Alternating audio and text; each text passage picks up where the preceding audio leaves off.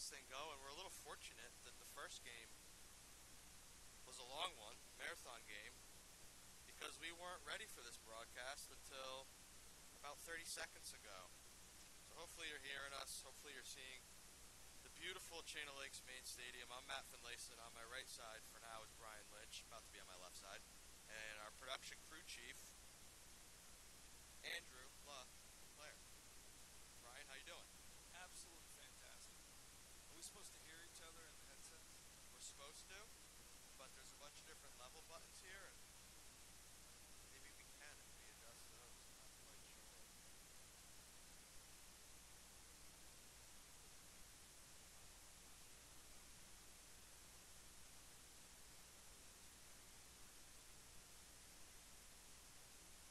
Someone can send me a text that they can hear us. That would be fantastic.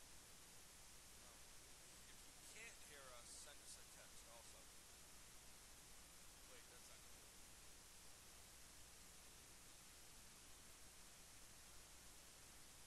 Okay, let's see. I got the video up here. Looks a little delayed. Let's see if we can hear you. Can you hear me? No, sir. Can you hear me on this? Do we have any sound? Any sound coming out of the mixer? Any sound coming out of the mixer? Can you hear anything there? So this. Maybe it's this way.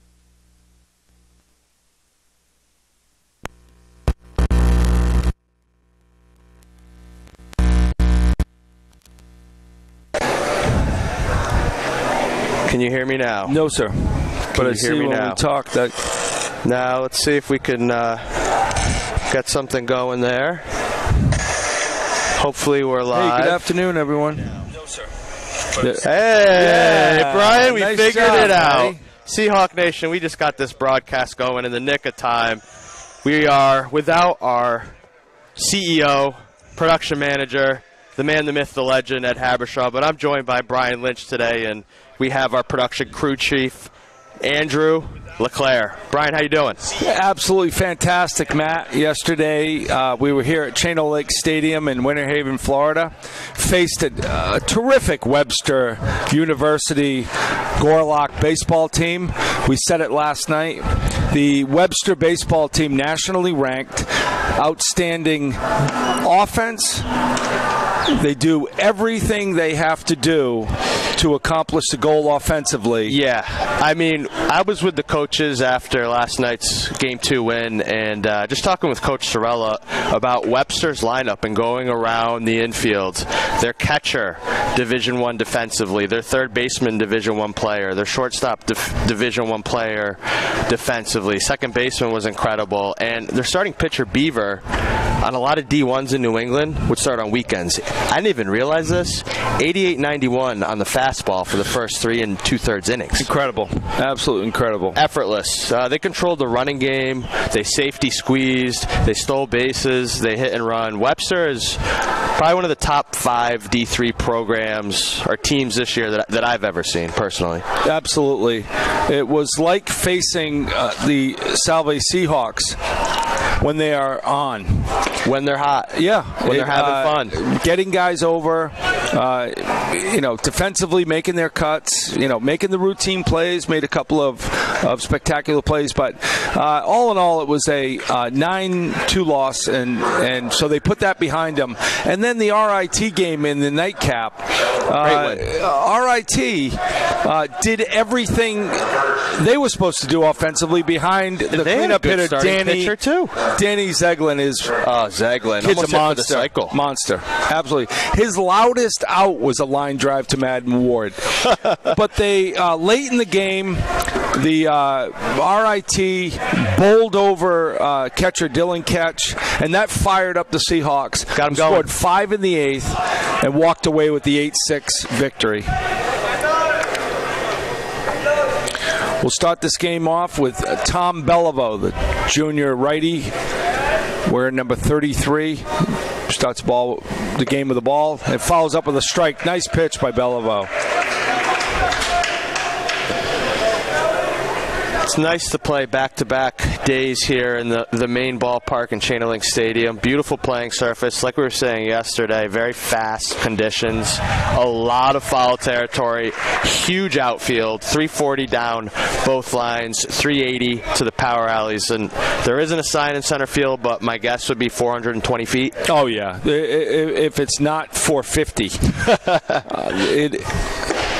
Nice pitch on the outside corner. Beliveau starts off with a strikeout. And you hear the dugout having fun from the first pitch. Nice job by Beliveau. The junior from West.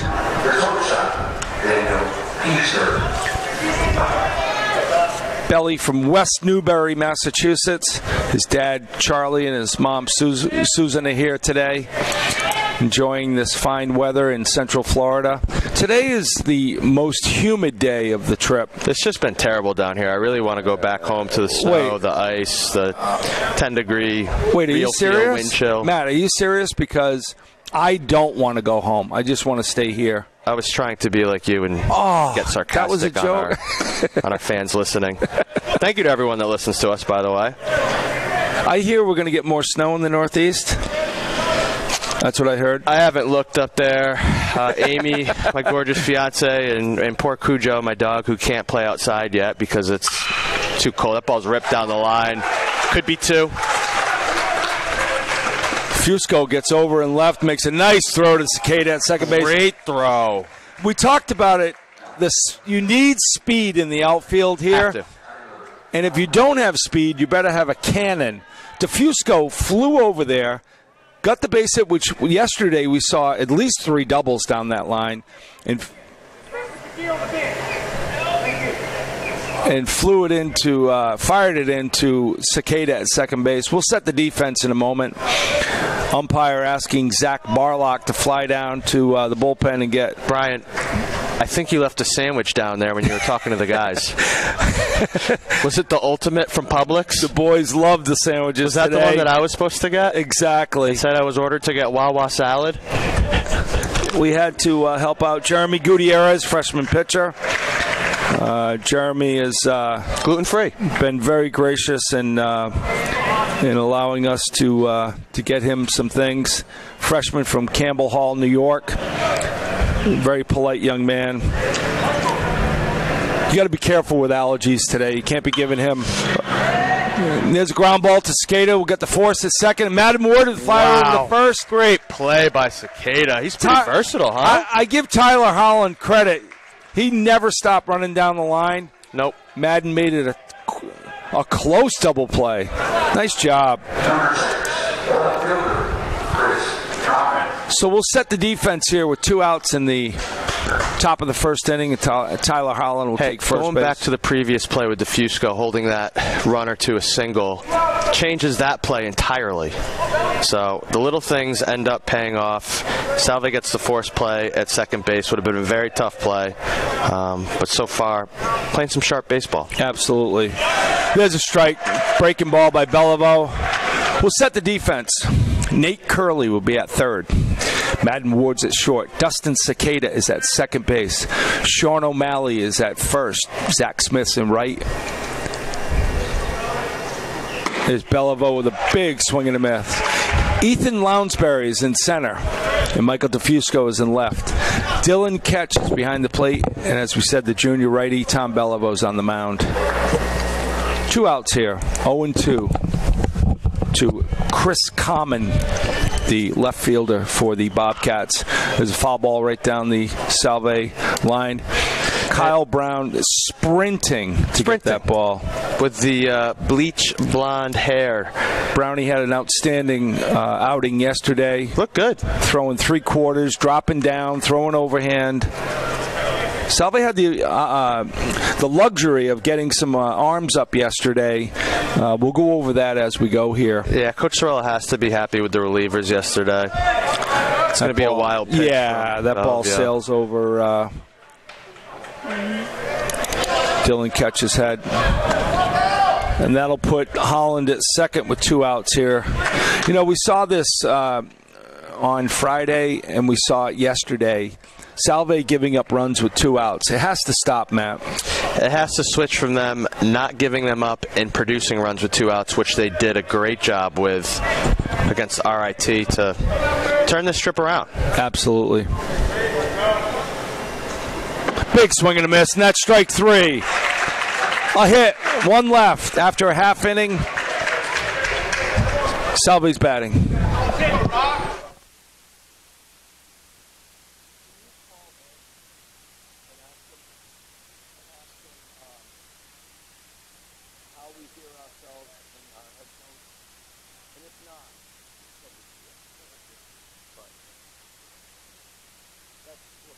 Yours is behind me.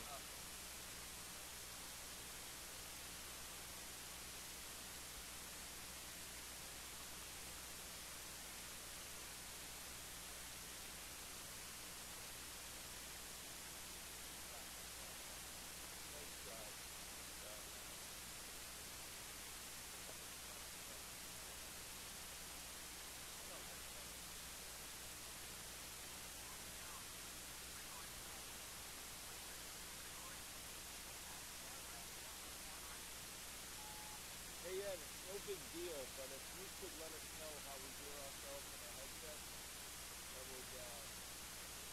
that would put the cherry on top of it. Matt Simulation, Andrew LeClaire Production, brought to you by Link Studio. Oh, thanks, buddy.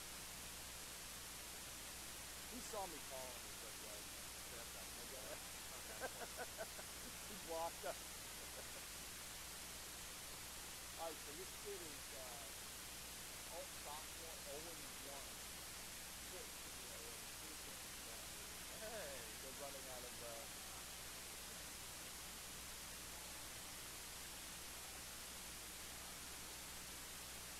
you want your water off? You're gonna need it.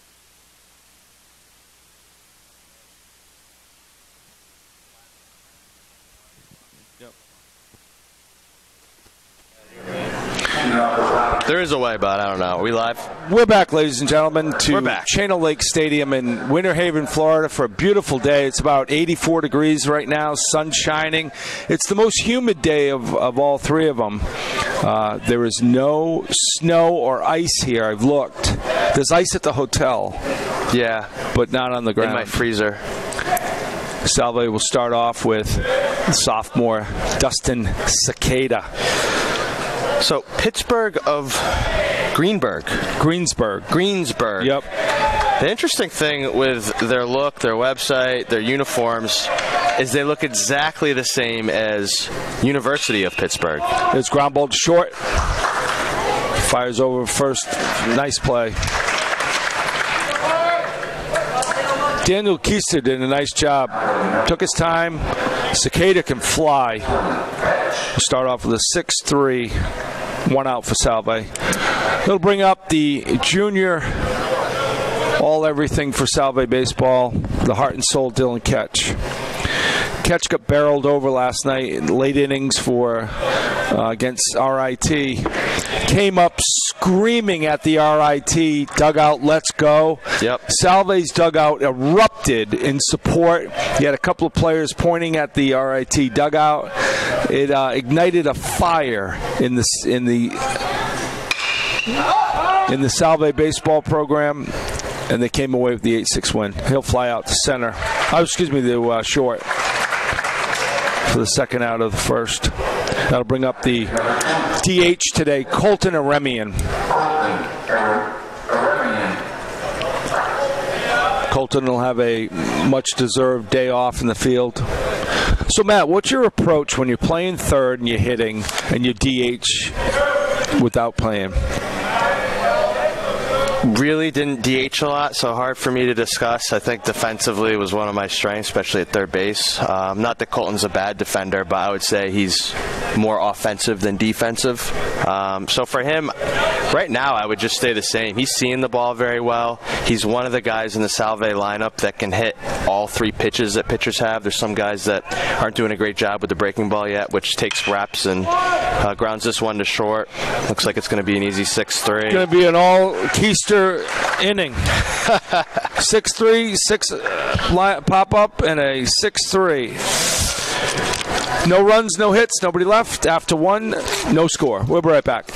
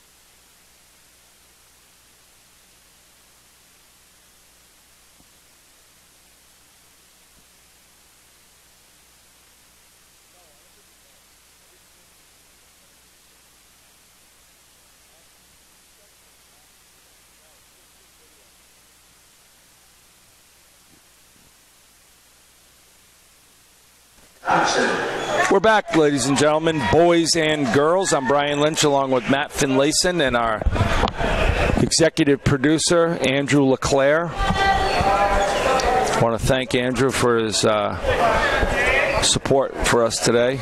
Matt Finlayson did an outstanding job setting up the technical equipment. I thought the VCR was going to have the 12 flashing the entire game. Nice pitch by Beliveau, starts off. Maybe 15, 20 years ago, Brian. But we figured it out. We're here in beautiful Florida. Another game in Chain Lakes Stadium. Yeah, no complaints on the yacht. Evan Johnston is already down 0-2. Belivo's done a nice job with his breaking stuff thus far. Johnston playing right field today for the Bobcats. Catch gives a signal and Belivo's ready. Wearing the high socks today, which I prefer. Ball away. Hey, Brian, how about Jimmy Fitzgerald signing a professional contract with the Birmingham Beavers, independent league team of the USPBL? Yeah, outstanding. That's in Michigan, right? I believe so. Congratulations to Jimmy Fitzgerald, his mom, Lori, his father, Jim. It's a long time coming for Fitzy. Worked his tail off for Salve. Just caught the injury bug that some kids get. It wasn't for a lack of effort. No, he was so excited happy for the draft, Fitzy. and injuries sort of plagued him a little bit, but now he gets an opportunity. And Fitzy played for Aaron Isaric at Bridgeton Academy, much like Curley, our second baseman today, or third baseman. Yes, he did. Yes, he did. And Ketch will tag him out. Johnston is not happy about that for the first out of the second. Fitzy, in his career at Salve, had the Yankees looking at him. He had the Reds look at him. He went down to a major league tryout in New Jersey last year. Yep. Just couldn't catch a break, Matt. I'd rather be lucky than good when it comes to injuries. Something you can't really control. Ball away. 1-0 to the DH, Matt Mish.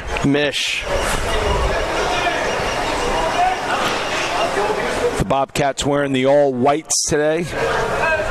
Salve's in the road grays. You know why they're in the road grays, Matt? Could be a laundry sort of thing. You nailed it. You are a very smart young man. When you're staying at the Days Inn and you wore the whites yesterday, it's the grays today. Towering fly ball to Zach Smith and right. Smitty sails under for the second out of the second.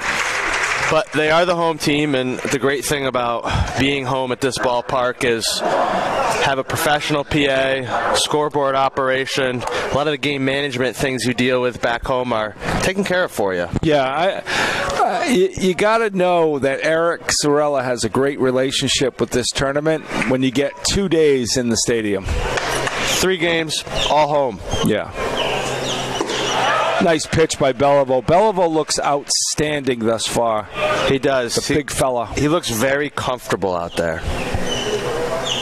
You hear the dugout yelling, "Belly." I used to laugh last year. He took the number 33 last year. Corey Poplowski graduated, and some of the kids would yell, "Let's go, Pop. Come on, Pop," last year to Beliveau. Great nickname. Is Pop here again today? No, he's playing golf. Lucky guy. Very busy today. Tough day. You know, when ground ball to second, Cicada comes up with it, flips over to O'Malley, third out of the inning. 3 up, 3 down. Salve will hit the second. I was going to make a lawyer joke.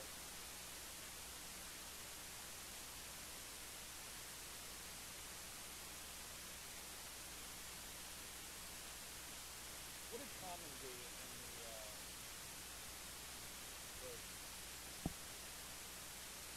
you guys have to remember this. I don't.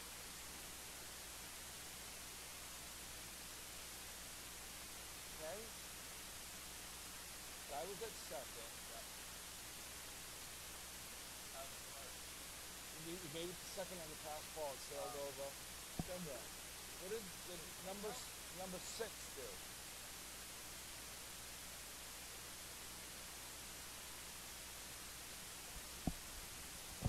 What did Common do? Riley, what did Common do to end the first? Thank you. Vinny. Why would I question Vinny's slice? That was a slice.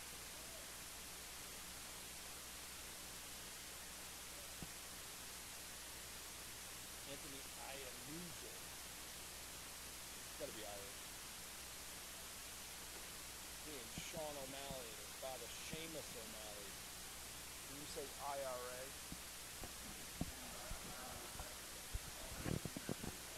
That's him right there. We're back, ladies and gentlemen. You will not be hearing from Matt Finlayson for about 17 minutes. He is in the middle of a clinic on a large ultimate from Jersey Mike's. Down here they call it a pub sub.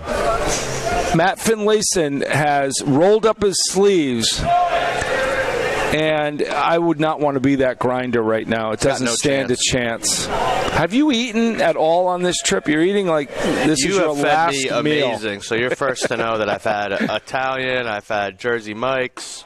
I've had it all. You've done a great job feeding the guys, and it takes a lot to logistically run this trip. Like you said, they're wearing grays today. Well, that's a laundry thing. And, yeah. Some guys are gluten-free. But the meals have been incredible. It's always one of those things that is behind the scenes. So we appreciate you, Brian. And thank you very much, everything Matt. You do for the program. Another shout out to Vinny and Boba. It's hard to follow 2 legends. Doing it well. Tonight we're going to have fried chicken and all the fixins. Southern dinner. Oh, yeah, the boys are going to be grubbing. Ball away. That's a good lead by Smith there. 3-1. I thought Iannuso hit the corner there, but Smitty was smart to let it go.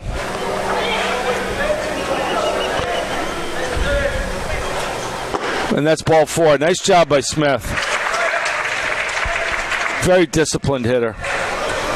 Loves that first pitch fastball. He usually parks it into left field. He does, but leading off an inning and senior captain knows the value of a leadoff walk. Brings up the freshman first baseman from Darien, Connecticut. Darien High School, Sean O'Malley. O'Malley hit a couple of balls on the screws yesterday. Had a nice loud out. Center field.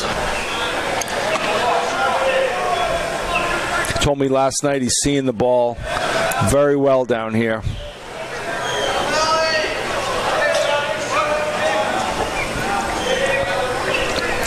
Zach's got a nice lead off of first base. We'll see if Coach Eric can be aggressive here and set the tone early. I know he'd like to. He just hasn't been able to coach in a lead. There goes Smith. Smitty takes off, and O'Malley parks it into right field. We just talked about it. That's Salve baseball right there. You have to be either in a game where you're tied or ahead to run plays like that. If you're down 4 or 5 runs, you can't take chances, you can't be aggressive, and those are things that Coach Sorella and the Seahawks love to do. Second baseman, when Smitty took off, went to cover second base, left a hole in right field. O'Malley, excellent piece of hitting. Interesting coverage there. Why is it the shortstop covering? Is that just like human nature that you're going to run lefty, to second? Yeah. I mean, most big lefties that have that sort of swing are more likely to go pull side with ground balls. The pitch was a breaking ball, so there's no communication in the defense with that, clearly. And the shortstop stayed home. Great example of the little things, Matt. Michael DeFusco steps in, faces ball one. He'll see a strike, breaking ball strike on the outside corner. That's not DeFusco. Let that go. Nope. See another pitch here, and I know DeFusco really wants to get going. It's almost one of those things where he's a talented kid, and don't press too hard. Trust yourself. You're not a freshman. You've done this before. You had a pretty good season, and has made some really nice defensive plays. The play yesterday in center field, the throw to catch for the big out that sort of turned the momentum in that game and gave the Seahawks a little energy in the dugout. You know, you see Michael pressing. First of all, he's trying to guess, and second of all, he's trying to hit the ball to Auburndale. Yeah. Use your speed, put the ball in play, put it on the ground somewhere. There he goes. Ground ball to short. The flip to second, over to first, and he'll beat the throw out. That's speed. Zach Smith will score the first run of the game for the Seahawks. You know, if you're a plus runner and you can do that, get yourself an RBI, get on first base. This pitcher's not doing a great job of holding runners. Looks to be like a 1-6, 1-7 to the plate. Now you can even steal a base, get in scoring position. For Curley, who had an awesome day yesterday coming in as a replacement, made some great defensive plays, had some nice hits against tough pitching. See what the Seahawks do here. Iannuzzi's ready. And that's a ball up to the freshman from Hyde Park, Mass.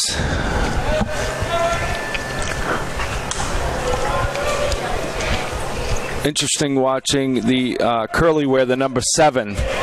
Worn by Jonathan Lynch for the last 4 years. You better represent it well. Bones is ready. Takes off. So, Matt, slow breaking ball came in. Was Curly who swung at the pitch? Yeah. Was he trying to distract or make contact? Hit and run play. Yeah. Like we said, get on first base, find a way to get to second. Still 1 out. Curly's now in a 1-1 count, but you know, taking a 1-0 lead and it allows Salve to play the game they want to play. I mean, if you've seen anything right now from Iannuzzo, it's he doesn't have a move to first base. No. And compared to yesterday's starters, both of them, no offense to Iannuzzo, but this is like batting practice compared to a guy like Beaver. Yeah.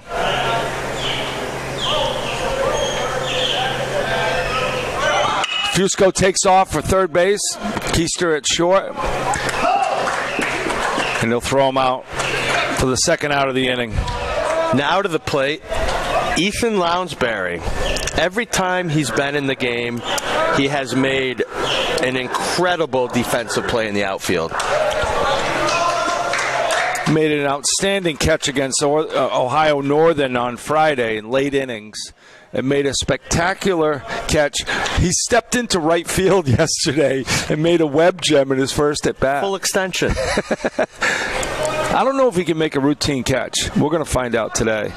He'll drop a bunt down. The pitcher will come over, and that umpire calls timeout. Must have got him in the box. Yeah.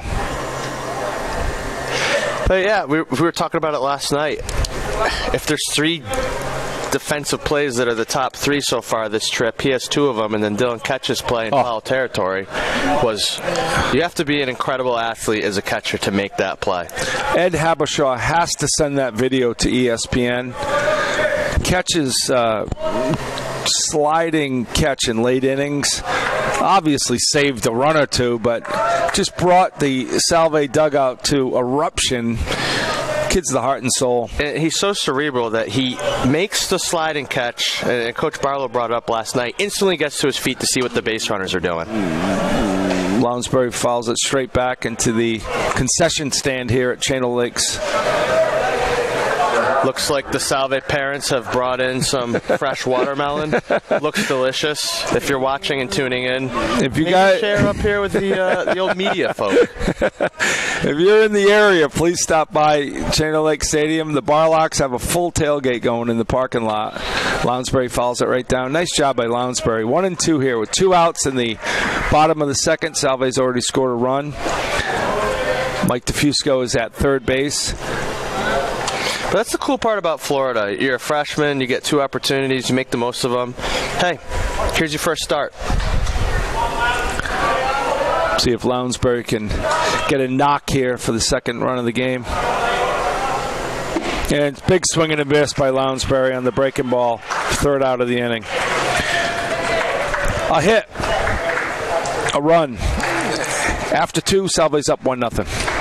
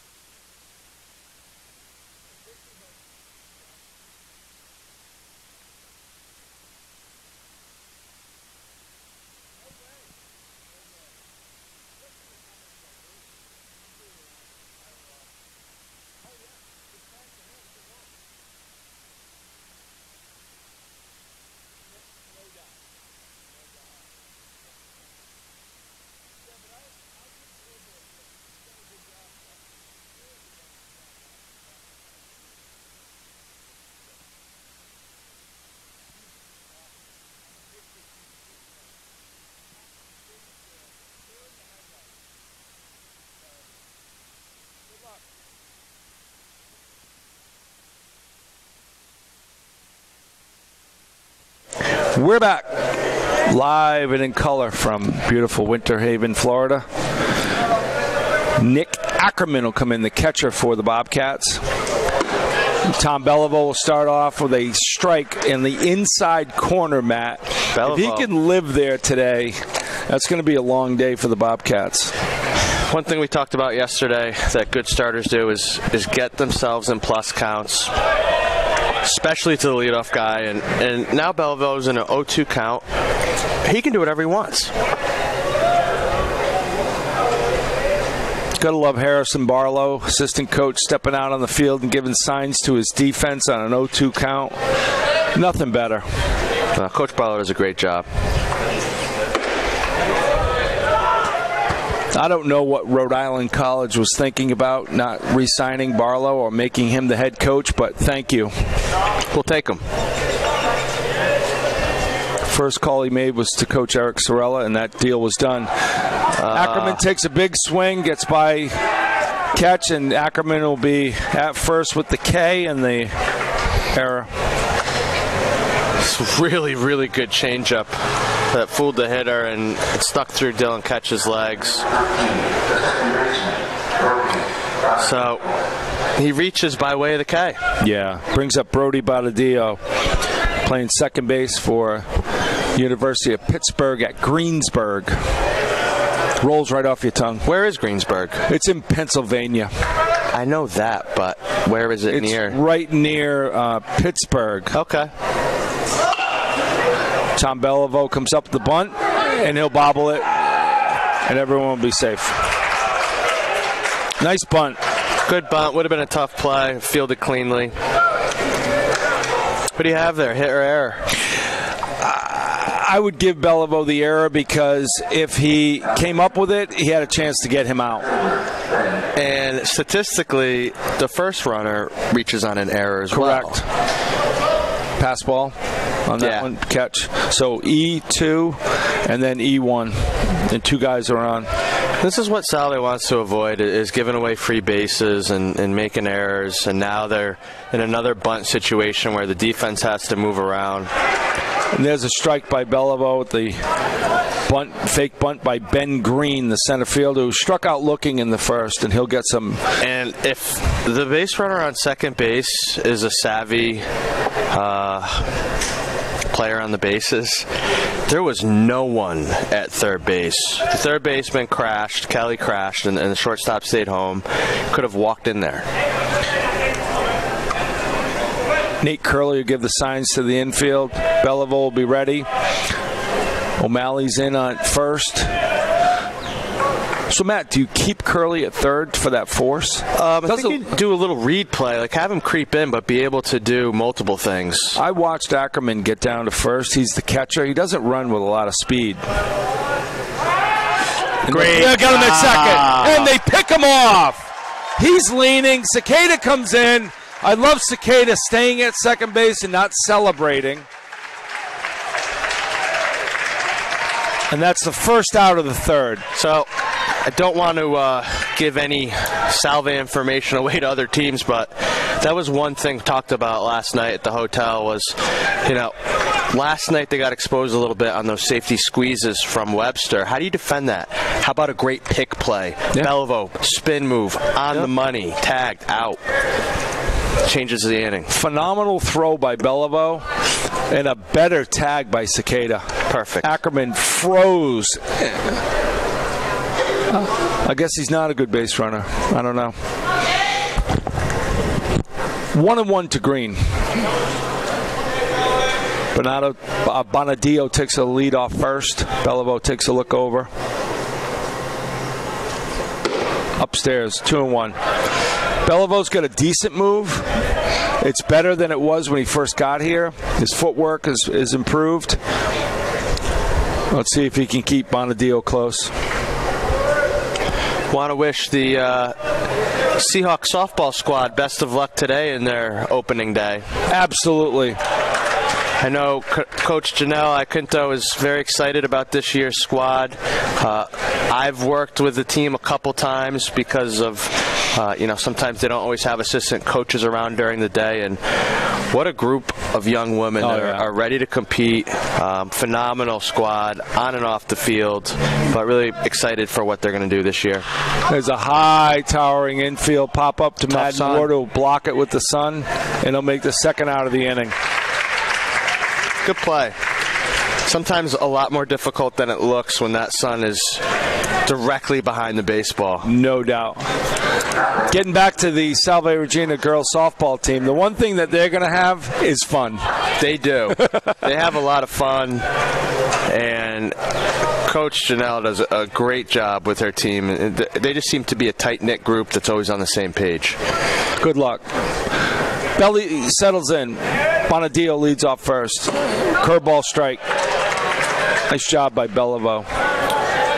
Beliveau mixes in a really fast slide step to the plate occasionally. So it's a fast slide step and then a breaking ball hammer for strike one to get himself ahead 0-1.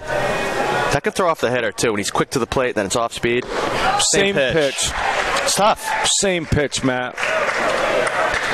It was a year ago at this time that Bellevue had a superb start here at the stadium against Wheaton.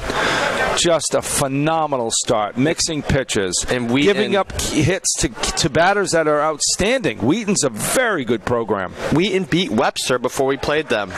Great pitch.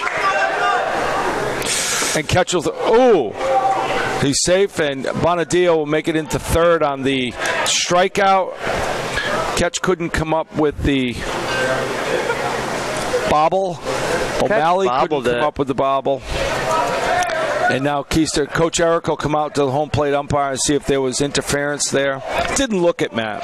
It didn't. I didn't see anything that looked like interference there. It looked like he ran right in the base path the whole way, and Ketch just threw it into him. The challenge there was O'Malley was calling outside, if you could explain that, Matt, and Ketch threw it inside.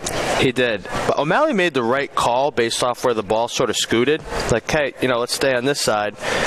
But Ketch sort of hooked the ball into the base runner, and O'Malley had no chance to make a play on that ball. So what we're saying here is when O'Malley says outside, he's to the right of first baseline, outside the baseline, and Ketch threw it inside. Yeah, that's a play that Dylan Ketch makes 99 times out of 100, and just threw it right into the base runner. So Brody Bonadio is at third. Daniel Keister is at first. 2 outs here in the top of the third inning. Dylan Ketch will give a sign. I have a feeling that if Keister takes off, Ketch will try to throw him out. So let's see if Salve can prevent 2-out runs today. The all-important. Belly's ready, and he'll keep Keister close. Love that tag by O'Malley. O'Malley's got quick hands.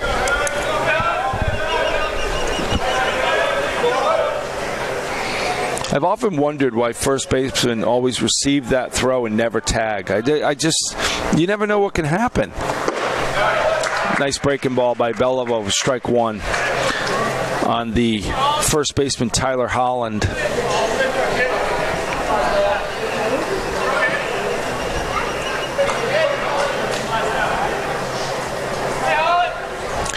Belly gets a sign from Dylan Ketch. Ball outside. Good spot.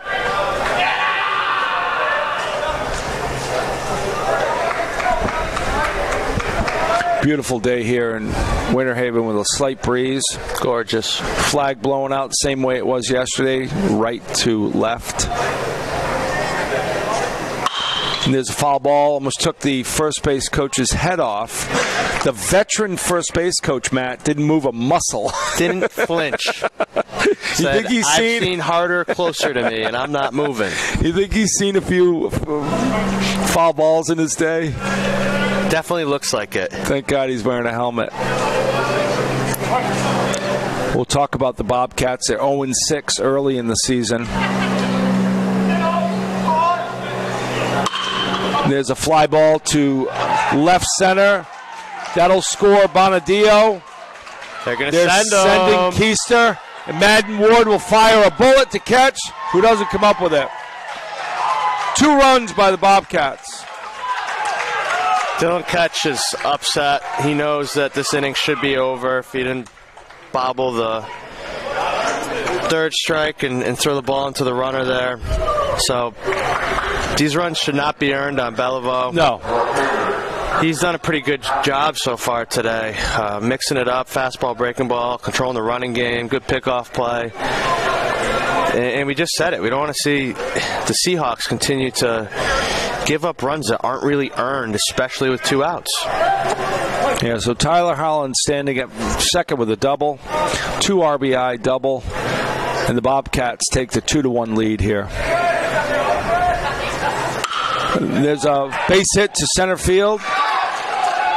Ethan Lounsbury gets it in. They'll slide in safe on the throw. Good base running. So base hit by Common. He'll get the second on the throw.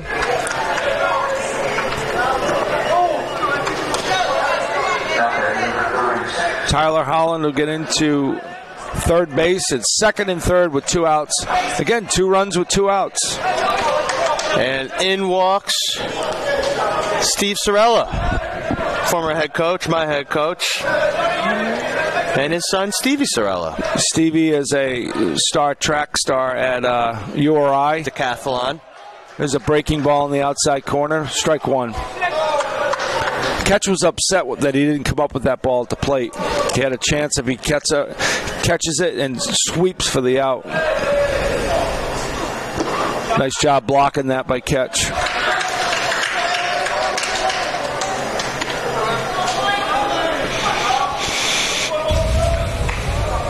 Evan Johnston, the right fielder, struck out in the second. Belly's ready. Big swing and a miss. Nice pitch. 1 and 2. 2 outs. Top of the third. The Bobcats have scored 2.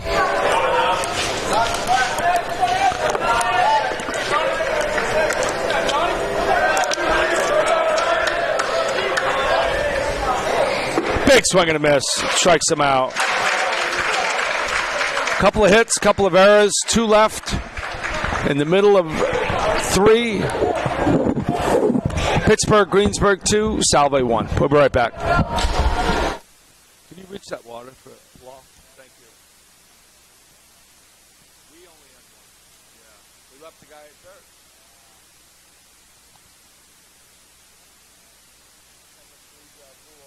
Look at that, dude.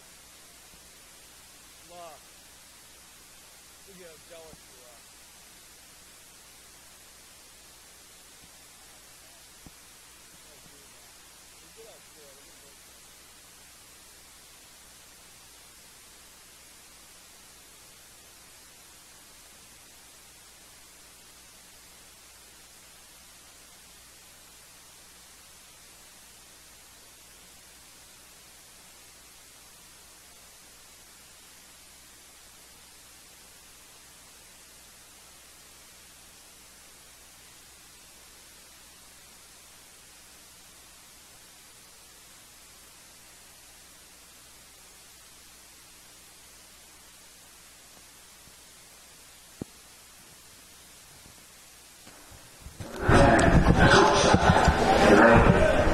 Welcome back, everybody. Brian Lynch along with Matt Finlayson and Andrew LeClaire, our executive producer, and I think he wants to be called a VP. Vice President of Productions. He doesn't want to start as a lowly assistant athletic director. Who would want to do that? No.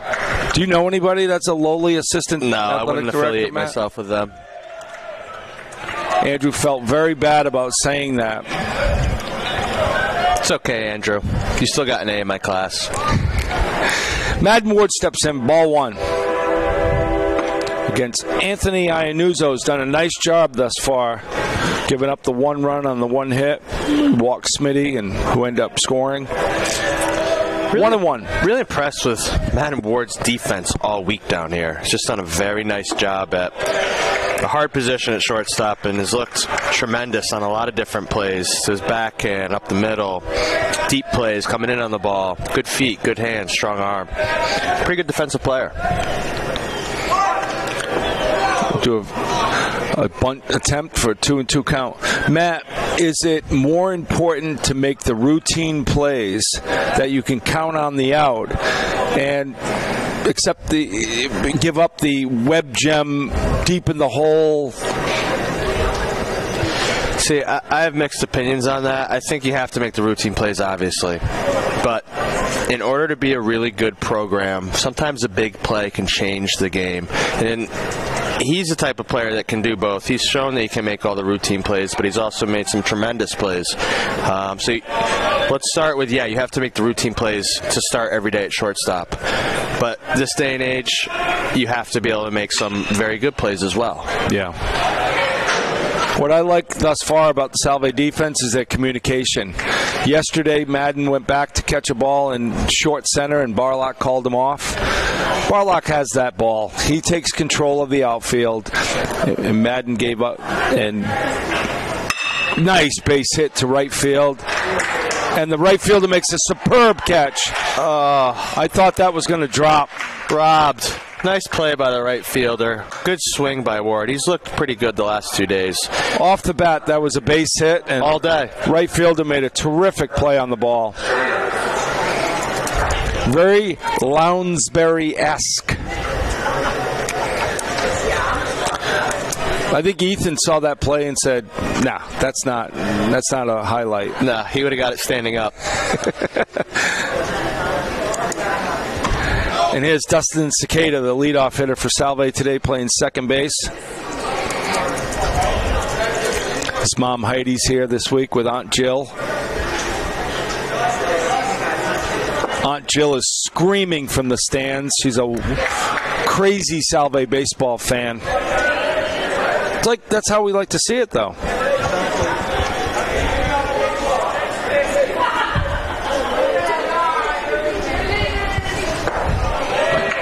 Ball 2. 3-0. 3-0, like I said.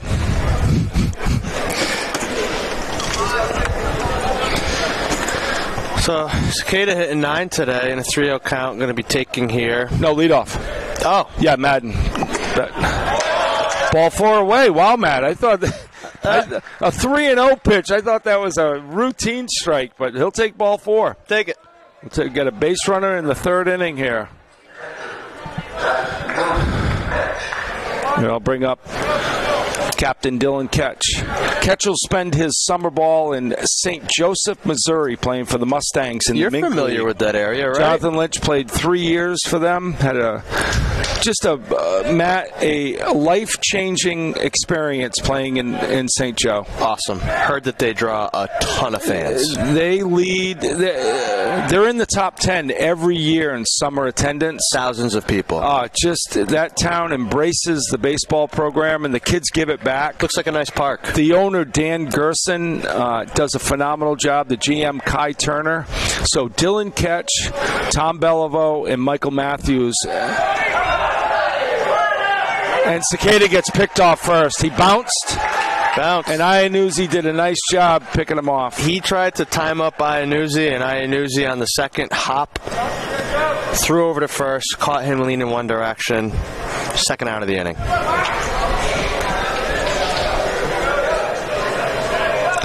So Ketch stands in, no count, 2 outs here in the bottom of the third. I give Iannuzzi credit. We hadn't seen it before. Ketch looks at a breaking ball, strike 0-1.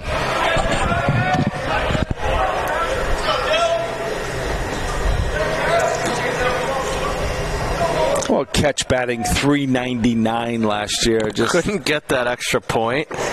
Just to say you hit 400 in college, I never did. Right. Imagine that, Matt, how the type of season you have to have. People just don't realize how much success you have batting .399. That's a great batting average. Ball low. Good eye by Ketch. The lefty. The lefty all-around athlete plus baseball player, everything he does. And you know Clinton, Connecticut, and the Morgan School, they dominate all the other schools that they play in every sport. Oh, is that so? Oh, what do you mean? I'm pretty sure Haddam Killingworth High School has done some damage against the old Morgan Huskies. In badminton or pool? No, bocce ball, actually. We're more into the beach sports. Pickleball, volleyball, jet skiing. That's awesome. The pitching coach for the Bobcats will come out and talk to Iannuzzi. What do you think he's doing here? Maybe it's a delivery thing. It looks like certain pitches he's missing arm side or just flying open a little early. It could be, hey, stay closed a little bit longer, work more directly toward the plate, or ride out your lower half a little bit more. Or maybe it's something with attacking Colton. Who knows?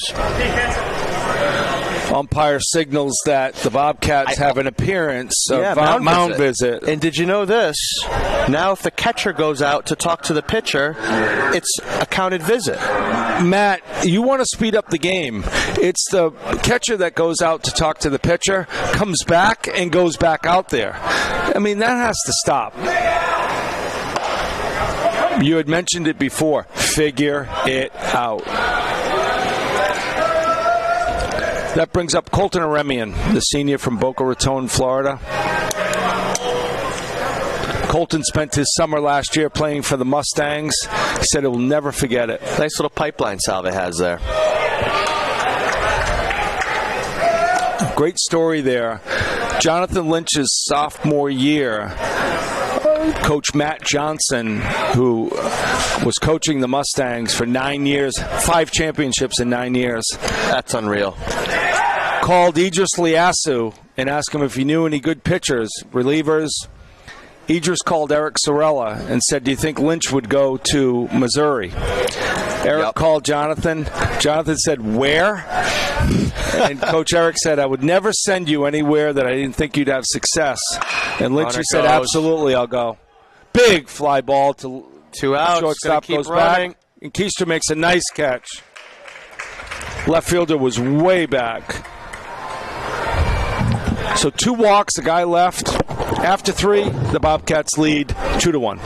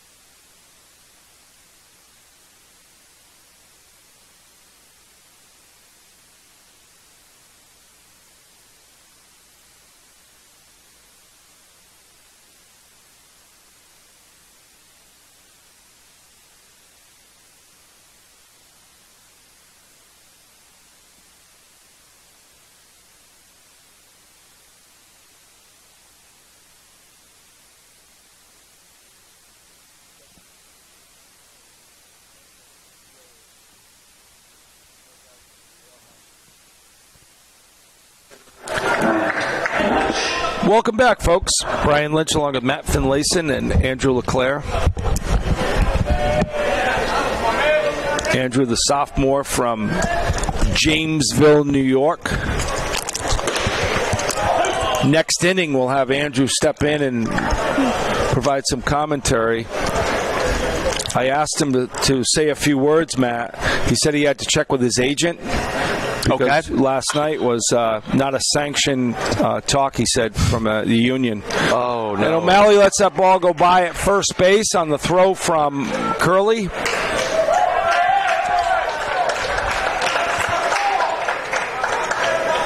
And Matt Mish will be standing in at second base on the error.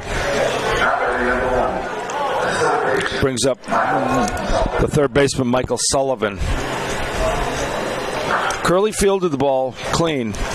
Just couldn't get the throw over there right. Hooked it a little bit up the line. And again, Salve giving away base runners and not taking advantage of easy outs. E5. Had to be. Yeah. O'Malley just could not come up with it.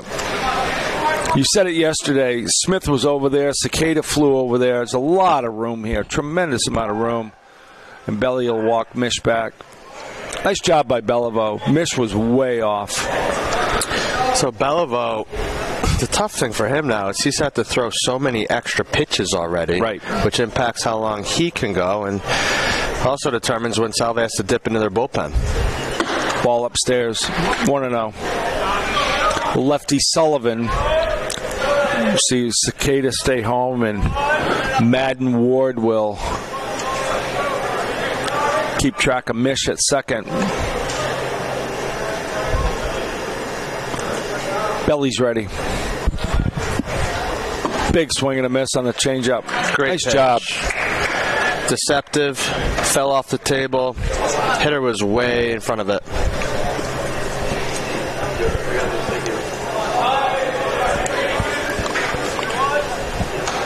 I'd like to thank Jason Lukasiewicz, Jeremy's dad, came over to the crew here and asked if we were hungry.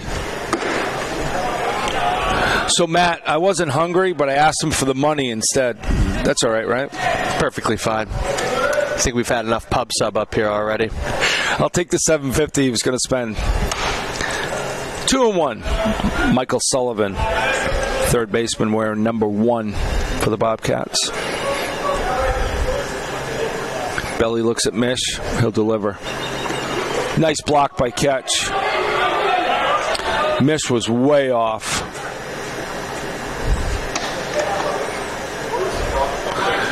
If Catch could have come up with that cleanly, he definitely would have picked off Mish. Mish was halfway down the line. I don't know how he comes up with that ball cleanly. He blocked it off his upper thigh. It was a tough block as it was. Had a tough time realizing where the ball was and finally found out and gathered himself. Give credit to the Salve dugout. Feet. And they'll try the pickoff attempt, and that'll go off Madden's glove. Nice job by Lounsbury to be there. Backing it up.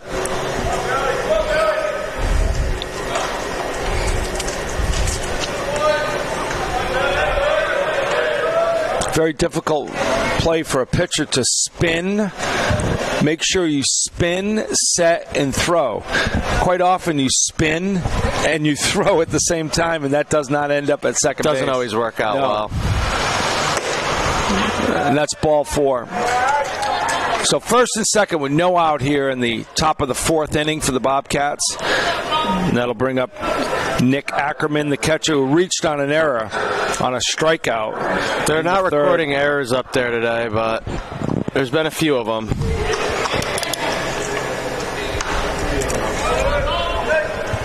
Three errors.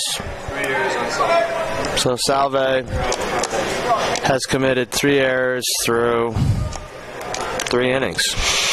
Scoreboard operator Paul is not recording errors, so drives the fans crazy. They think it's us. I got to admit, I told everybody it was you. Thanks. That's why everyone's giving me a mean look on the way in here. I said Matt Finlayson is handling the scoreboard, so if you guys want to give him props. That's unbelievable. They'll be waiting for you after the game. It all makes sense now. All right, Belly's ready. And Nick Ackerman will call timeout. Nice job by Ackerman. Michael Sullivan leads off first. Matt Mish is at second. Foul right off catch. Little slash play. Shows and squares early, and as the pitcher delivers to the plate, comes back choked up, takes a hack playing a little pepper, just trying to make something happen there. It can be dangerous, right, Matt? It can be a very dangerous play. If your corner infielders are way in and the ball ends up coming in that direction, impossible to react to. Metal bat.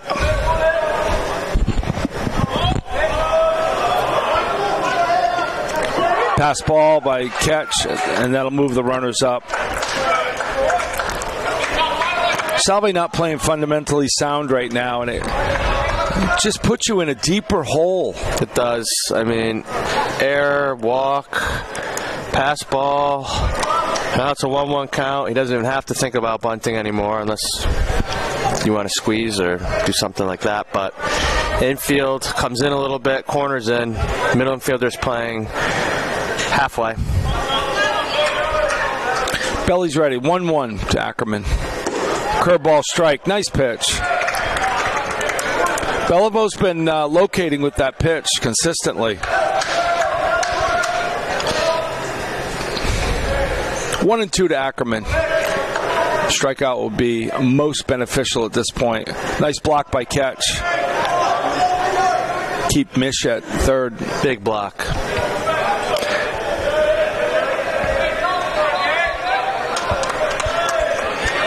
Got to keep an eye on Dylan Ketch working his tail off, catching, and then he's got to hit. Yep. There's only a few that can do it at pro ball. It's hard to do. Posey. Strike on the outside corner. Terrific pitch by Beliveau. Gets Ackerman looking for the first out of the inning. Huge strikeout. That'll bring up the second baseman, Brody Bonadio. Best thing for the pitcher, worst thing for the hitter. Bonadio bunted in the the third inning and scored a run. Reached on the error by Beliveau. Big swing and a miss, strike one. Nice pitch. Nice breaking ball there. Corner infield still way in. Expecting some sort of action here. Middle infielder still playing at about half depth. Foul tip. Bonadio flailing at that pitch. Does not look comfortable at the plate. If he makes contact with that, it's a dribbler to O'Malley at first. We'll take that. That'll keep Sullivan at Mish at third. Sullivan leads off second. And there's a ground ball to Curley. He'll come home with it. And Catch will tag him out. Nice play. Nice play by Curley. Catch had to go up with it, and he slaps the tag on Mish. Terrific play. Hope that Mish is okay. Nothing dirty about that play, but when you're sliding in head first and the catcher has a strong base, it looked like he jammed his shoulder or hit his head. And from personal experience, I can say that's a really painful play. And it can be just as painful for Catch, leaving his knees exposed. Definitely. Nice hard slap by Catch for the second out of the inning, and that leaves runners at the corners and 2 outs here for the leadoff hitter, Ben Green. Another great block. Green struck out and flew out to Madden Ward. It's funny, Catcher's made the really difficult blocks to his right or his left, and a couple right at him have gone right between the wickets. Yeah. I think that's him continuing to evolve. Last year he didn't catch every game, and this year he is. No doubt about it. You surprised that Bonadio is not being active at first base here, or you think with 2 outs they don't want to run into an out? I have no idea. I don't have their stats or anything up right now. Completely depends on his skill set and what sort of tools he has. There he goes. He takes off. Ball in the dirt, and he'll be in there. Michael Sullivan's at third.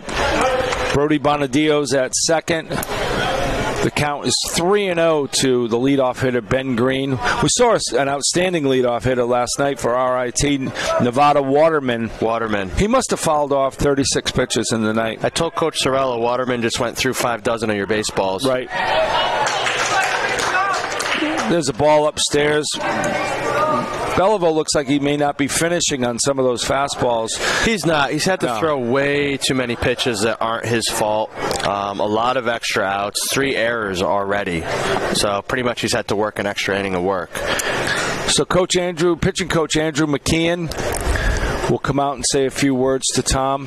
Yeah, and at this point in time, I'd like to invite all our listeners to hop on our website and check out the Seahawk Open, our first athletics fundraising golf tournament hosted at Wanamatanami Country Club, April 29th. All information is available at salveathletics.com. On the inside drop-down menu, first option, Seahawk Open. And if you do register, you can pick which program you'd like to support. So $25 of your tee fee can go to a program like the baseball team here. Absolutely. Great call. You have corporate sponsorships also that day? There are sponsorship opportunities, and all that is detailed on our website. And that bounces in front of catch, and that'll bring in a run. I don't know if that pitch made it 55 feet. No, that slipped out of Belivo's hand. And that'll score Sullivan with the third Bobcat run of the game. And that'll move up Bonadio to third and Ben Green to second. Second and third, 2 outs here. Salve has action going in the bullpen. We'll see who that is. See if Law can tell us who that is. Is that Borders? That is Dean Borders. Borders pitched very, very well on Friday. The sophomore from Danvers. Hard throwing righty. Belivo's ready. 2-0. Strike. Nice pitch. Let's see if Belivo can bear down and get out of this thing. Minimize.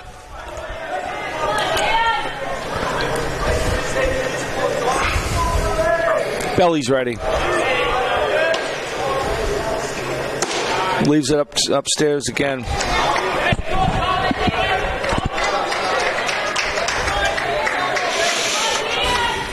Three and one.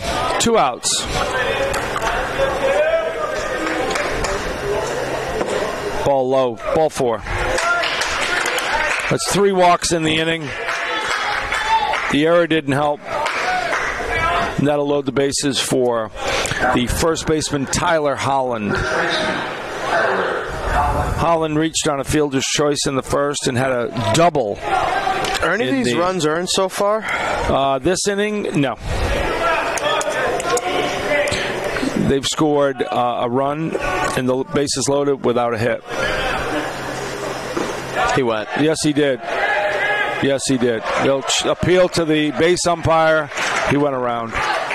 Looked like he went around again with a 2-man crew for the umpires. It's so difficult to see how far a hitter actually goes from a check swing. I mean, look where he's standing. How is he going to be able to tell where that barrel ends up? Well, I think the base umpire looked at you and saw you with your arm up.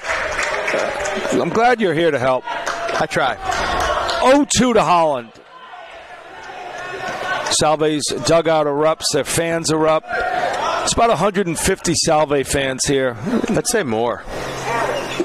Curveball low and in. I was going to say 201. It's like 75 or 30. I know all the parents are excited about the Monday Seahawk family event. Always a wonderful BBQ with some activities for the players, and the parents get to hang out and socialize. Fall straight back. Yeah, what's fantastic is the Friends of Salve Baseball is supporting that cookout, and it's just a tremendously successful team outing. Family, friends, players, coaches, volleyball, croquet. Just a great outing for Salve Baseball. I do recall 3 years ago when Eric Sorella, Eric H. Bott, and myself went 5-0 in 3-on-3 volleyball and decided to retire undefeated. Yeah, we know because you guys bought trophies and got jackets after that event. A little over the top, Matt. I'm not sure. I thought that was actually one of the well-deserved trophies in this day and age. But jackets? Royal Blue Jackets. Team jackets. Is that a hawk out there? That thing is massive. I think it's a Seahawk, actually. There's the Osprey. Great call. Looking at its young Seahawks down here. Excited to hopefully strand a bunch of runners right now. 3-2, 2 outs in the top of the 4th inning. Bobcats have brought in a run. Tom Belivo to face Tyler Holland. Runners in motion. Pitch. Foul ball straight back. 3-2, 2 outs. Always a high action play. Everybody's moving. Matt, I was just going to ask you, the guy at third, Brody Bonadio. Yeah. He's got to be careful coming down the line. He's almost running towards us. Like, that's what you do. See where the base coach is. You take an angle almost at him. Like, if I'm the base coach, there you go. There he goes back. And Yes, he did. Strike 3 to get out of the inning. Nice pitch by Beliveau. I don't know what that batter's arguing at. That was right down the middle. Terrific job. No hits, couple of walks, 3 left. Middle of 4, 3-1 Bobcats.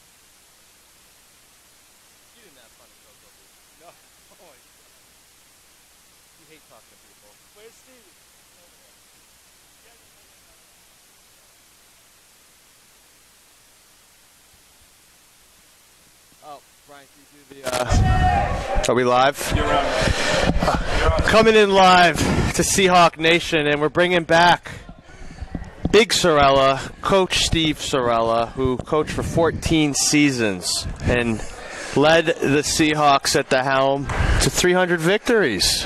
Over. Forgot that part, sorry. That was a lot of fun. Thank you, Matt. So how are we doing today? We're doing great. Great day for baseball. This is awesome. Gorgeous. Nice to be back in this park. Unbelievable. I got to say hello to Lori. I hope Lori's watching the game. She's supposed to be watching the game today. Hi, Lori. Hi, Laura. It's nice and warm down here, hon.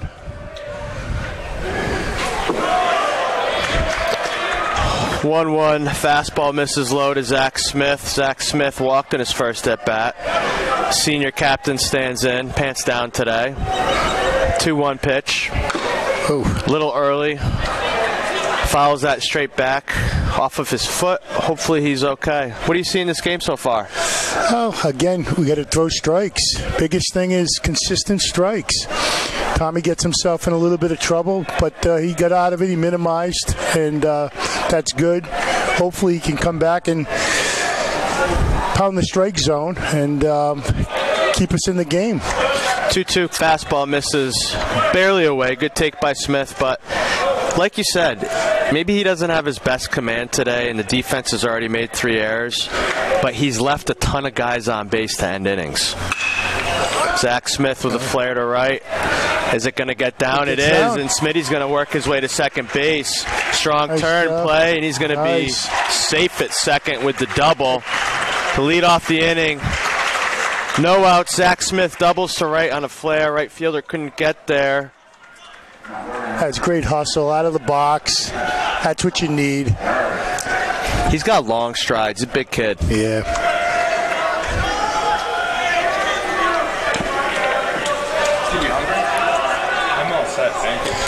How many alumni are listening to this game today? At least 150 have texted me already as soon as you got on. Oh, right. So our Nielsen ratings have gone through the roof as Steve Sorella joins the broadcast. They only wish that it was dual camera so they could see that beautiful face of yours. I miss the guys. Shout out to all the guys that played in this program, even before me. Isn't that one of the best? That's the best part of it. It is. The players. I miss the players. Great kids. Nice shot. Oh, just foul. Just foul. O'Malley has put some good swings on balls. Yesterday drove a ball to the center fielder for an out. Has hit a few balls barely foul, and it's a game where sometimes you're getting the breaks and sometimes you're not, but you got to stay consistent and positive with your approach.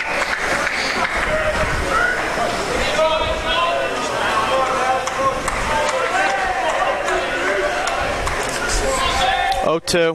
He's shutting up. I like that. Shortened up on the bat. That's good. I like that approach with 2 strikes. Put the ball in play, right? Maybe pull something. Get the runner over. Exactly. That's the key. You don't see it enough anymore. I don't know if it's taught. I mean, kids take the big swings with 2 strikes, and I just don't understand it sometimes. The college game is a lot different from the Major League Baseball game, and strikeouts are okay at the Major League level. Yeah. Because so many runs are created by home runs, where Division III college baseball game, a much greater percentage of runs are produced through singles, doubles, walks, errors, whatever. Just the little things. Yeah, totally. Moving runners over, taking advantage of pass balls, dirt balls, things like that can win you a lot of baseball games, and sometimes you just don't see enough of it. Nope.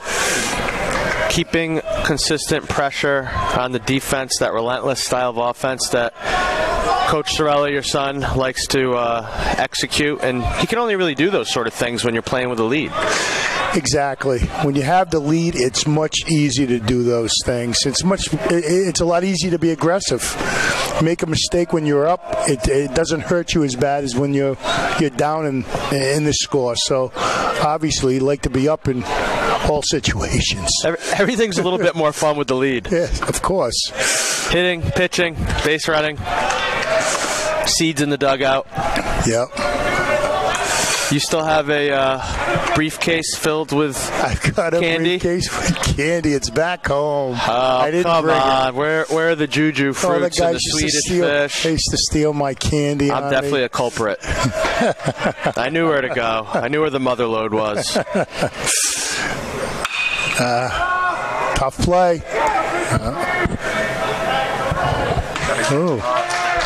And Salve hitters aren't getting on top or through the baseball this inning after Smith. And again, it's one of those scenarios where you have a guy on second in No 2 outs. pretty unproductive outs. Now, Curley, the freshman that played at Bridgeton Academy, like Jimmy Fitzgerald, who just signed a pro contract. Did he? He did. With who? With the Birmingham Beavers. All right. Independent league team. I like it. So Curley played for Aaron Isaac of Bridgeton Academy and made an error earlier in the game. So he's probably looking to get a little redemption here and drive a run in. Base hit would be nice here. So 2 outs. Smith will be off on contact.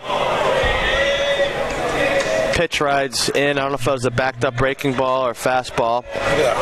And Brian Lynch is pointing to the hole between the second baseman and the first baseman on the right side of the infield. And with a fast playing surface, if you're Curley, you got to be looking that way. Keep him there. Good cut.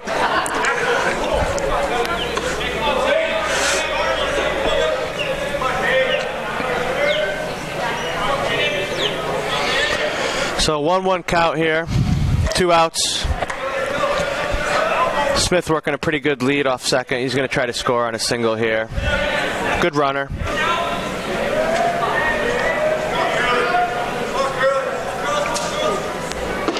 Curley takes fastball down and away. Now up 2-1. What was your favorite moment or moments at Salve being a player? I'd have to say winning a conference championship and being able to play in a regional, but there's so many great moments when you look back at everything. The relationships, Get through. ground ball to the shortstop, 6-3, put out to end it. So, end of the 4th inning here. Seahawks trail 3-1.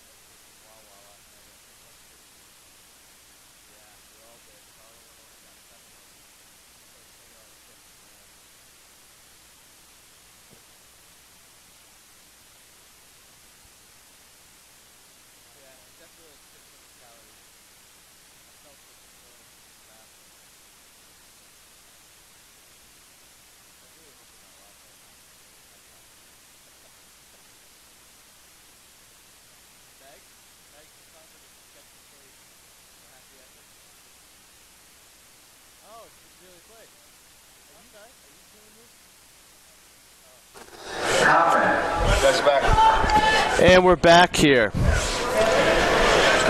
Top of the 5th inning. 3-1 Seahawks trail Pittsburgh Greensburg, wearing uniforms that look awfully similar to Pittsburgh University. Of course, they're affiliated. So Bellevue still in. First pitch, fastball followed straight back at us. I'm joined here by former head coach Steve Sorella. It's great to be back. Nice to be in Florida. I missed last year. First time in 22 years I missed a Florida trip. Wow. So it's really great to be back. I heard it was not the same without you. Everything was falling apart. Electrical issues at the hotel, bus breakdowns, vans problems at the airport. Stomach problems. Oh, everything. So when you're not here, as they say, something hits the fan. I felt bad. It's too bad. I never had any problems like that. Good pitch. Nice strikeout. That's because you had the two best guys of all time, Vinny and Donald, the crew. Vinny and Donald. They were awesome. They did everything for me. It was a pleasure having them on this trip, and Vinny was our transportation specialist, and Donald was our meals on wheels. He would take care of all the meals for all the kids. Both operational geniuses, and there's a lot that goes into this trip. It's something that there is so many details behind the scenes that you often don't think about. Ground ball, Curly at third base makes the throw. Great throw. To O'Malley. There Get is the second out of the inning. My first year as head coach, I remember the flights were $105. Round trip. Probably with bags. Oh, it was unbelievable. Today, we're not even close. No, I did find I'm flying back early Wednesday morning before the end of this trip because I miss my Jack Russell Terrier so much. And Amy, of course. Sorry. Amy. So I found a flight back to Southwest for $113 one way. That's great. I love the Southwest two-bag policy. That was a pretty good pitch from Bellevue right there, and must have been a little low. Yeah, there's a lot that goes into this trip. It's amazing how much money you have to raise to get down here, and nice pitch. Get down here, and it's hard. It is very hard if you don't have help. Need help. Well, you have to have help. You definitely need help.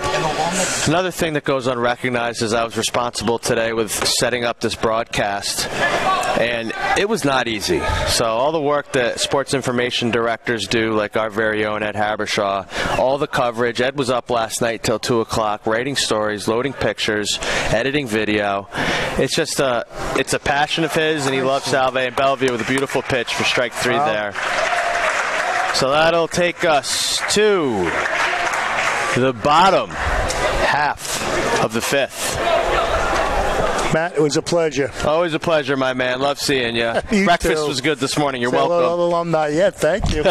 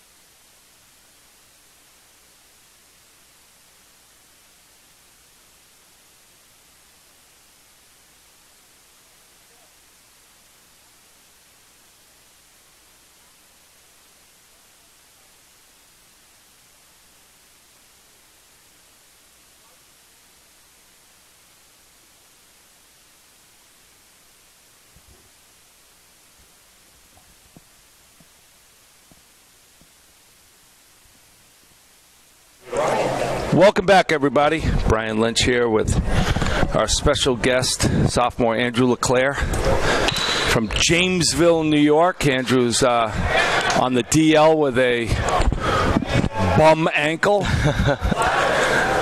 Andrew, what have you seen thus far today versus Pittsburgh Greensburg? Well, through 5. Just seeing a couple of my buddies. Let's see what we got here. Big swing and a miss by Lounsbury. Strike 3. Well, looking up at the scoreboard, it looks like we have 2 hits.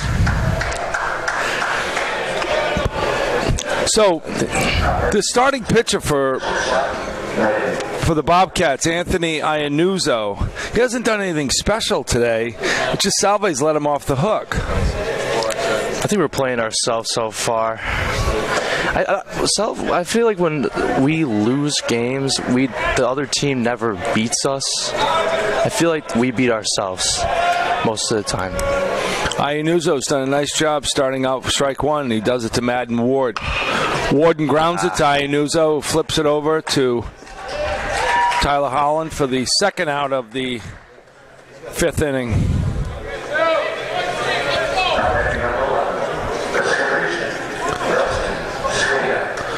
So that'll bring up the leadoff hitter, second baseman Dustin Cicada.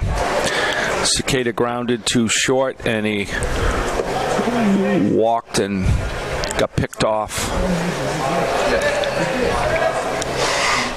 Cicada's made some nice plays at second today.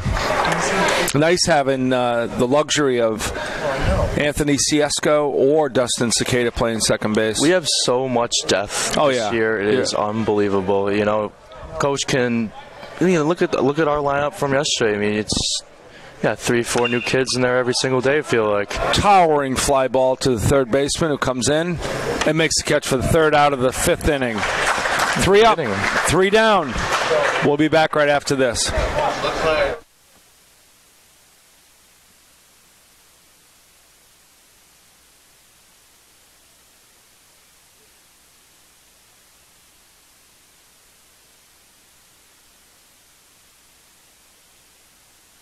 Can you do that and that?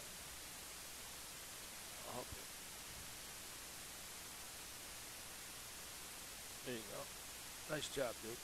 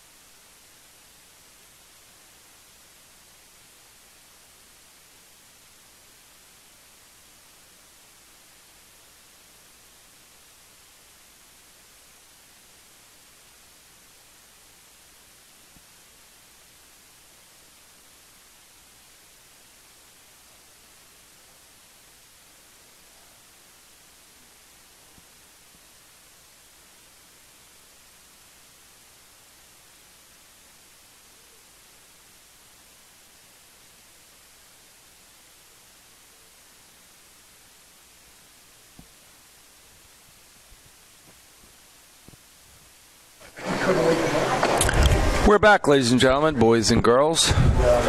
Brian Lynch along with special guest Andrew LeClaire, sophomore first baseman for Salve. That'll be the end of Tom Belivo's day.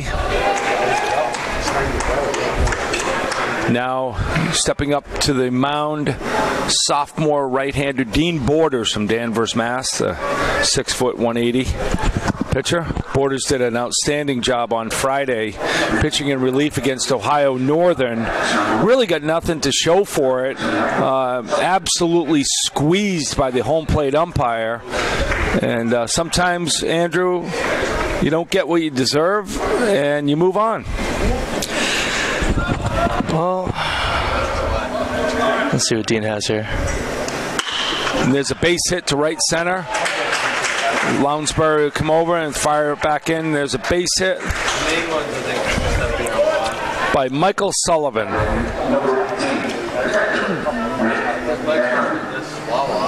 So now Borders needs to go to work, holding Sullivan on first for Nick Ackerman. Ackerman reached on a strikeout in the third, and he struck out looking in the fourth. Sullivan has a slight lead off first. O'Malley holding him on. And this ball away. 1-0 bottom four. Is that Jacob Simon in the bullpen, do you think? Let's take a look. Yep, that's definitely Simon. Jacob Simon, redshirt freshman. From Clemson. Formerly of Clemson University. Jacob Simon from Tolland, Connecticut.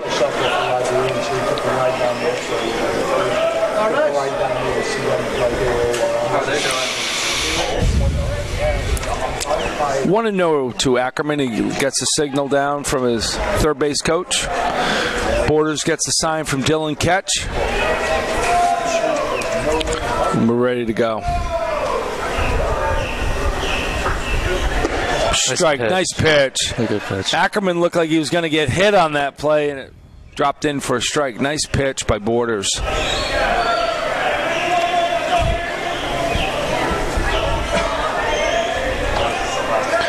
One thing Coach Eric Sorella will do in Florida is a lot of guys will play. You see a bunch of guys up getting loose and stretching. Ketch gives a look down at first, and Sullivan gets back. 2-1. If there's time to see new talent, it's in the hot weather. Oh, yeah. Yep. Matt Finlayson talked about it yesterday. It's a terrific opportunity to shine in Florida. Yep. Set yourself up for the season. Ball away. 3-1. Definitely a lot more everyday players have had more opportunities this year from last year, in my opinion. I agree. And you know, you're playing 8 games in Florida. You don't need to play every single day. You'll get, when this weather and the humidity and the heat, you can get gassed quickly. It's nice to see Colin with a well-deserved day off at the DH spot. Absolutely. Colin works hard every single day. Salve fans cheering on Dean Borders, and ball 4.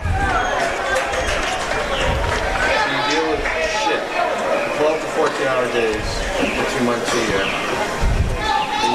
year. So Michael Sullivan takes second, and Nick Ackerman takes first on the ball 4, and that'll bring up Brody Bonadillo, the second baseman. He reached on a bunt and hit into a fielder's choice in the 4th. 3-1 Bobcats here in the top of the 6th inning. Borders looks Sullivan back. So you set your defense here, Andrew. As a first baseman, what do you think O'Malley's going to do here? If he's getting the ball, short chopper. If it's a short topper, then the man on second is probably going to go, and he's going to have to make a quick decision. If it's right at Sean, make a play. And that'll dump over Madden Ward's head. Outstretched reach by Ward. Tried to time it just over his glove. Tough spot. On that last play, if Sean got a hard ground ball to him, I would be checking the runner, seeing what his move's going to be, and then getting the guy out at first. Excellent. Want to make a lineup change here for the Seahawks. Going in at third base is Anthony Checo. The sophomore from Woodcliff Lakes, New Jersey. I think his parents coming down today. Nice pitch. Breaking ball strike by Borders. So he's got bases loaded here quickly in top of the 6th inning, and Borders needs to go to work here. Dean's curveball has been working very well these past couple weeks, including in our live at-bats inside indoors. There's a foul ball down the right field line into the stands, into the metal stands here at Channel Lakes. You have some fans sitting in the sun here, but the majority of them are sitting in the shade. Salve fans are probably 4-1 to Pittsburgh Greensburg. There's a foul ball straight back. Nice job by the leadoff hitter, Ben Green. Fight that off. Green had a strikeout in the first, line out to Madden Ward in the third, and walked in the fourth. 0-2. No outs. And a strikeout. Maybe a foul ball? Oh, foul tip.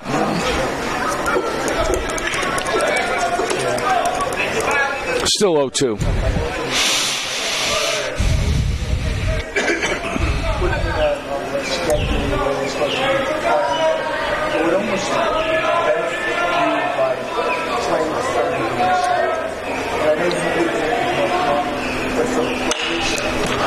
There's a high chopper to Checo at first. He fires it to O'Malley for the out, and that'll score Sullivan with the fourth run of the game.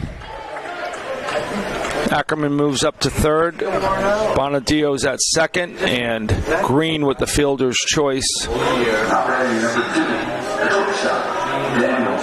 for the first out of the inning. Second and third here for the Bobcats, and they now lead 4-1.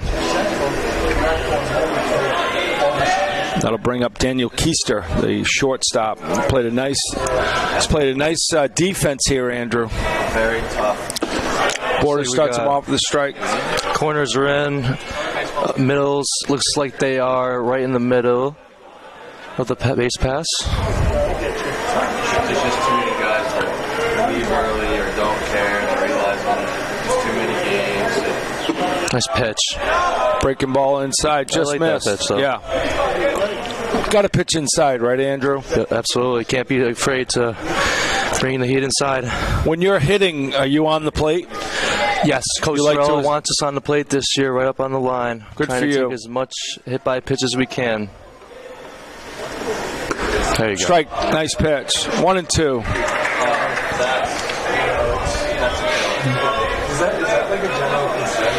Jacob Simon still getting loose. I can only imagine. 4-1, Bobcats. I hate to. There's ground ball, foul. Checo gave it a great. Walk in the house, there's dog shit in the corner. 1-2, 1 out. Bedside, frame, my whole paper was black. Something out.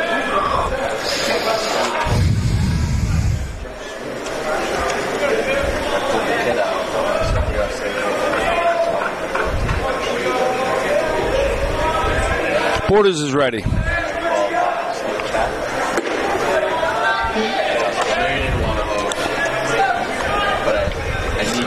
2-2, 1 out.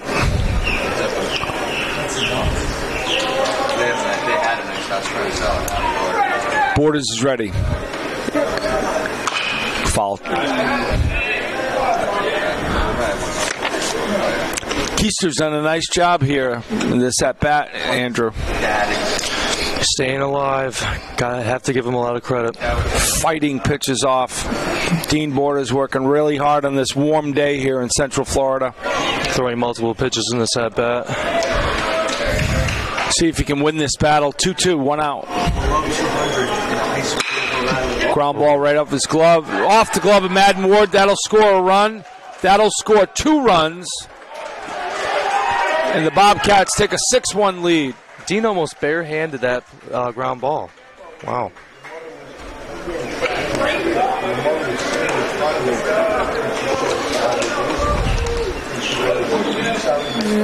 Keister will have 2 RBIs on that.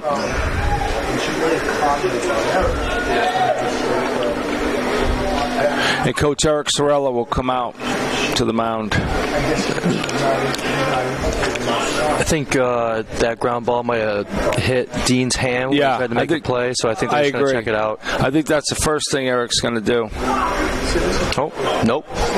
And that'll be it for Dean Borders in this third of an inning here. And that'll bring in Jacob Simon. We'll be right back right after this.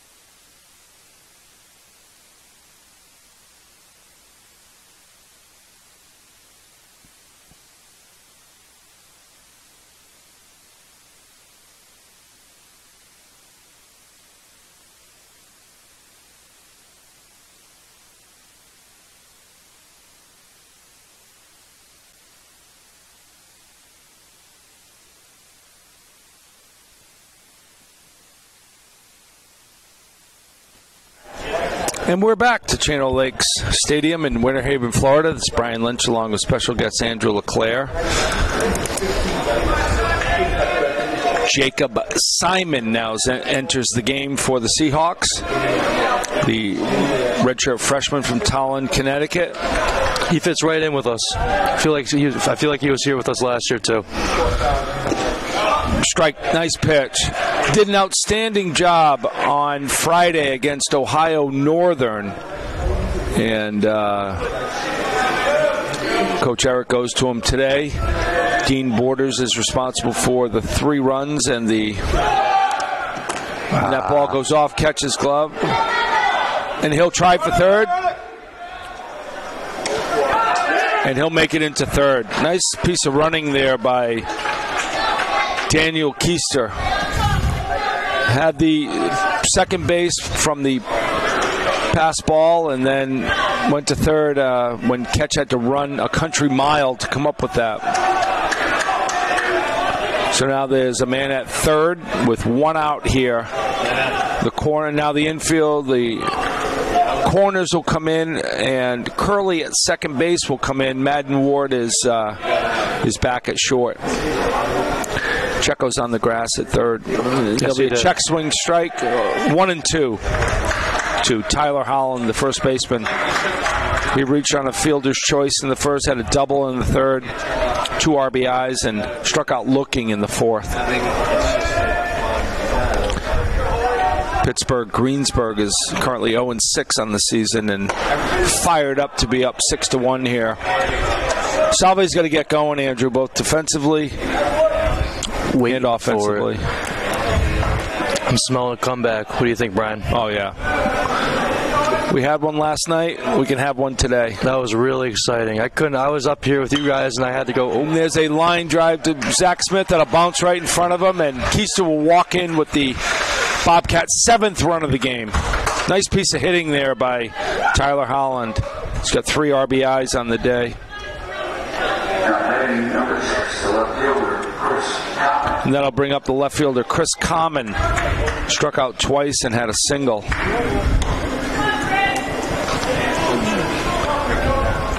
So Holland's at first. That run will be charged to Dean Borders. There'll be a ground ball to O'Malley, a fire to Ward at short, and he'll hold on to it. He'll call Holland out at second on obstruction, and the runner, Chris Common, will be out at first to end the inning. Now it's our turn. 4 hits, 4 runs, in the middle of 6, 7-1, Bobcats.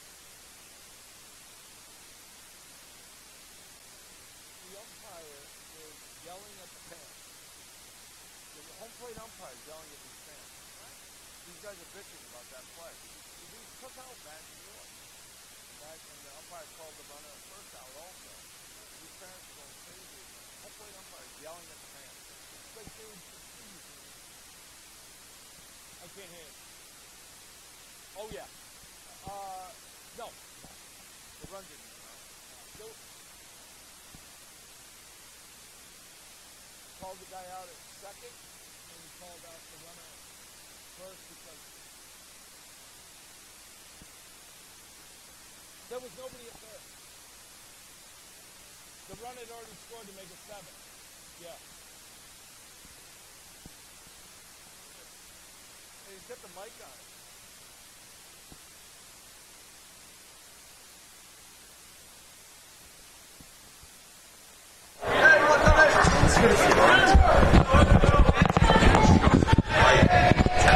We're back, Matt.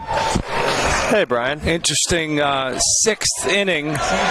We now have a base coaching change here, and Dylan Ketch will fly to center field. He moves a couple steps back and makes the catch. Makes the catch on catch. One out here in the solid sixth. contact, one pitch, one out. If you're the pitcher, you love that. If you're dealing catch, you're right on the ball. He squares up a ton of baseball, and he always finds barrel. But, like we said before, sometimes you hit balls right at people. Harrison Barlow will be coaching third base, and Michael Doran will be coaching first. Doran does a phenomenal job with the catchers. He does. He was talking to me about some of the drills that he likes to do last night, and working with these guys and how far catchers come along. So it's nice to have Coach Doran, the Milford resident, and now in Groton, who, a lot of these coaches drive pretty long distances to do something they love, and definitely has had a positive impact on the Salve Regina University baseball program. Colton Remian looks at a 2-1 count from Anthony Iannuzzo, who's done an outstanding job. 1 run on 2 hits, scattered a few walks, and really just throwing first pitch strikes. That's all he's doing. Colton Remian checks his swing, and clearly didn't go, but that looked like a pretty good pitch. The Pittsburgh Greensburg fans are going absolutely crazy, up 7-1. There'll be a towering fly ball to right field. The right fielder will come in and make the catch for the second out of the 6th. Quick 2 outs here in the heart of the order. Colton dip his right shoulder there? He did. He reached, he dipped. Usually Colton takes very quality swings, and that wasn't one of his better at-bats. Pretty weak out to right field. Yeah, I think Donnie Perry will be calling him aside and pointing out the same thing that we saw. Perry's doing a great job with the hitters. Awesome. Wonderful human being. Great guy to have in the dugout. Brings a nice perspective and maturity to that dugout. There's a ground ball to third. Great swing. Lob it over, and he'll sail it past first base. And Zach Smith will be at second base on the error by Michael Sullivan. Going to go down as an error, but that was a very quality swing. Crushed the ball. Oh, no doubt. Let's see if Sean O'Malley can't get a little 2-out knock here. O'Malley's hit a couple of balls in the last 2 days here, right down the right field line, barely. Right of the chalk. Barely. Inches. Yes. I don't want to say he's due, but he's due.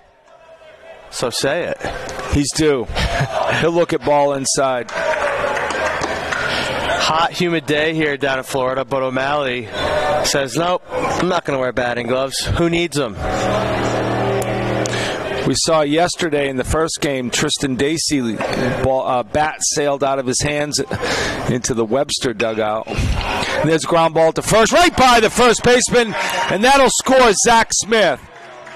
Talk about a hard hit ball, and that will sail by. That ball's going to make its way. And that's going to go in the dugout. So, and stop. And that will be 2 bases for Sean O'Malley on the base hit to right field. That's going to be a tough play to describe to Ed when we have to put this game into Presto Stats. Right.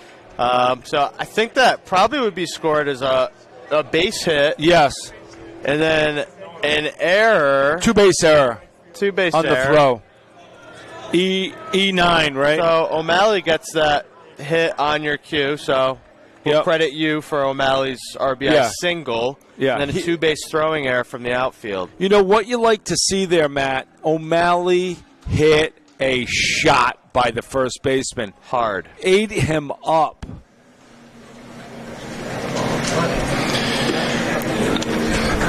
Coach will go out and talk to Iannuzzo. Iannuzzo's been pretty good. Is that only the second hit of the day? It's the third hit of the day. And the Seahawks. Now the Bobcats have right-hand action in the bullpen. They, you may want to get to this team's bullpen. Just saying. He'll have one more visit to the mound. So, Matt, what are teams doing now to combat the reduced number of mound visits? They have hand signals. Are they screaming out loud? And we have Bones drops a bunt down a terrific bunt, and that'll score O'Malley. Outstanding job by Michael DeFusco. Love to see it. Atta boy, Bones. I'll tell you what, one thing DeFusco has is a great feel for the bunt hit single, but also wonderful Italian leather shoes that he likes to wear on planes. I agree with you. I don't know if they were Armani or Gucci, but those things were expensive and shipped straight from the motherland of Italia. He gets that from his mom. His mom is so flashy. Well done with the fashion. So Bones will lead off at first. So what do you do when you're short in the bullpen? Say, hey, who's feeling okay enough? We're at the end of our trip. We need you. Yep. Oh, you're talking about mound visits, right? Sorry. And that'll bring up Nate Curley. I think you focus on when it's really important to make a mound visit and understand that, in general, we're trying to speed the game of baseball up, spectator-wise, non-spectator-wise, high school level, college level, definitely professional level, obviously. So you focus out. DeFusco had an opportunity to get a really good jump there. So you focus on your mound visits and talk about the important things and select when you really need one. Absolutely. Iannuzzo has it's a below decent move to first, but it's been effective today because he's just throwing it over there. It's not like he's attempting, but he's got a pickoff. And Curley looks at ball two, and the Salve dugouts come alive. The Salve fans have come alive. Momentum has definitely switched here in the bottom of the sixth inning. It has. 2-0 to Curley. He'll look at a strike on the outside corner. He doesn't want that one, Matt. No. 2-0. Breaking ball, outer third. Why would you? Nice pitch by Iannuzzo. Tip your cap. You're in a plus count still. I talk about that hole in right between first and second. You could put an Amtrak train through there. And there's ground ball at second base. He'll take it himself for the third out of the inning. 2 hits. An error. 2 errors. 2 runs. After 6. Salve's down 7-3.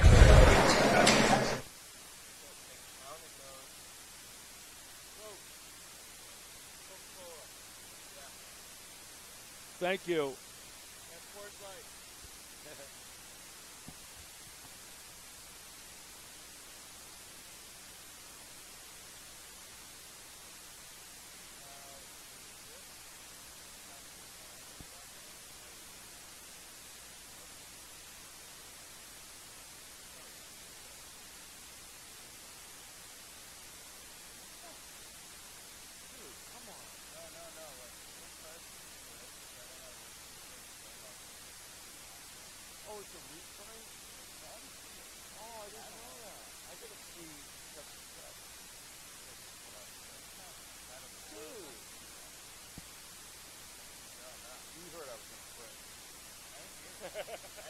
I'm holding out for more money. I'm holding out.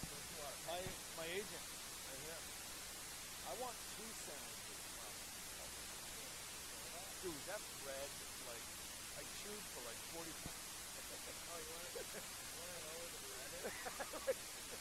Oh, I had it on a half now. Dude, I was over there chewing for like a half hour. Like, if I eat all of it, yeah. I'm going to have a 5-pound dumbbell in my belly the rest of the day. I hope we're off the air, but you won't poop for a week. I'm not kidding. Yeah. That's awesome.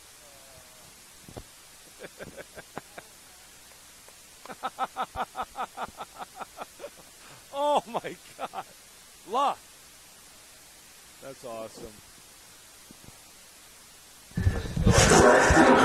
We're back, ladies and gentlemen, boys and girls. I thought we were playing a game of catch. And Cujo Cujo, my Jack Russell Terrier, the man. Ground ball base hit to right field by number 36, Evan Johnston. Start the 7th with a base hit.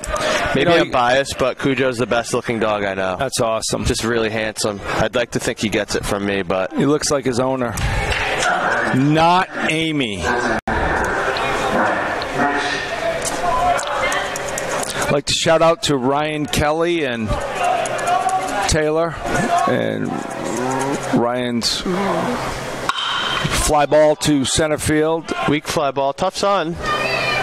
Oh, it goes off his glove. Lounsbury could not see it. It happened last night to Smith in right field. It's tough. Really tough. So that puts runners at first and second.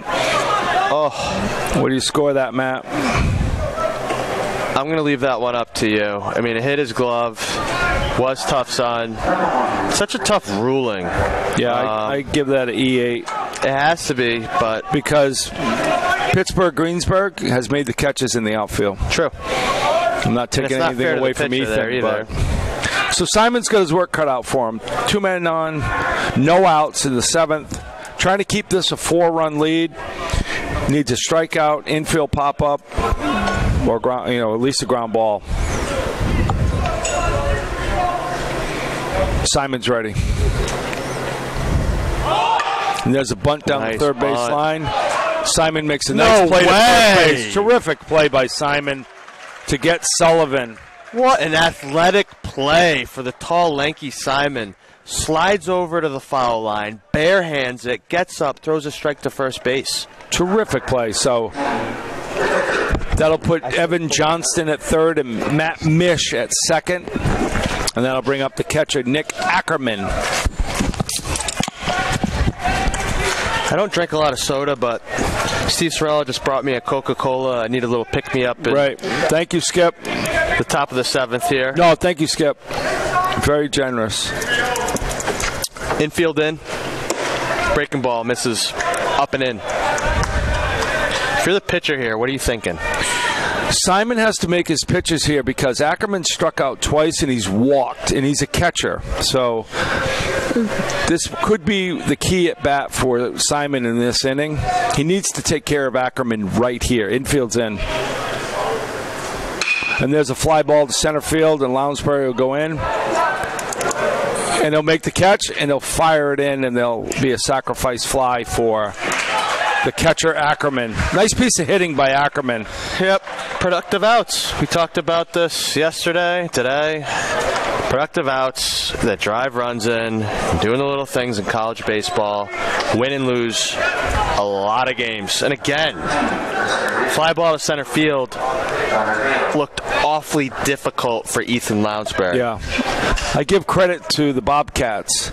They gave up 2 runs in the 6th and came back in the 7th and answered right away. And there's a line drive to center, and Lounsbury will catch that one to end the inning. A hit, an error, a run scored. 8-3 Bobcats, mid-7. They don't look 0-6.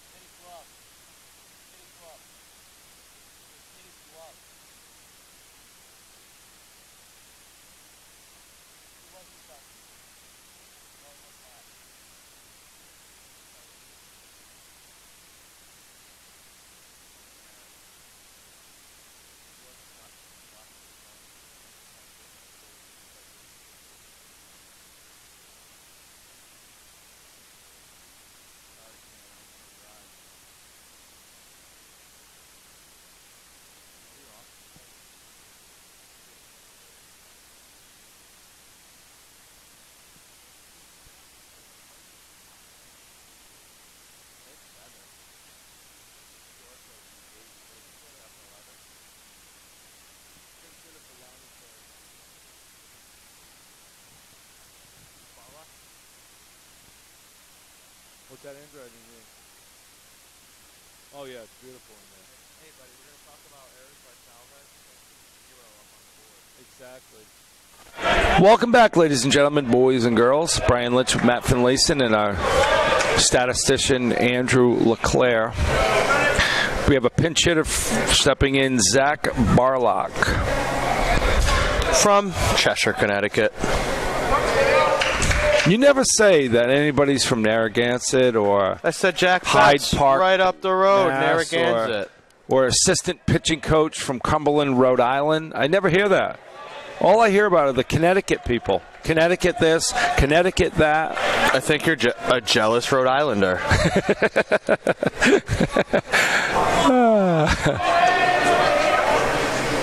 Barlock, base hit to left field. Nice piece of hitting by Barlock. Coming off the bench. That's how you get Aggressive. going. Barrels it up. Nice to see. I agree with you, Matt. Way to be aggressive. You have to be. You gotta be excited to come off the bench. It's hard enough as it is watching the game play in front of you for 6 innings, and you gotta come off the bench ready to produce. You have to have good energy. You gotta be positive, and you have to be aggressive. And I'm telling you that I've said it before, Zach Barlock can fly. Strike on the inside corner. Nice pitch by Iannuzzo, who's done a nice job getting into the 7th inning here. You know the Bobcat coaching staff is giving him props for that. Taking one for the team today. Outstanding. Madden Ward's ready. And there's on the fist, right, Matt? Right behind second base, and he'll make the catch. It looked like it hit him on the wrist. Yeah, a little bit of a jam job. Weak out.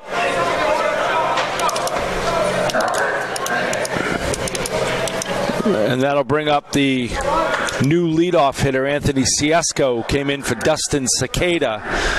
Checo went to third, and Nate Curley went to second. So we have Zach Barlock leading off of first, and Checo settles in.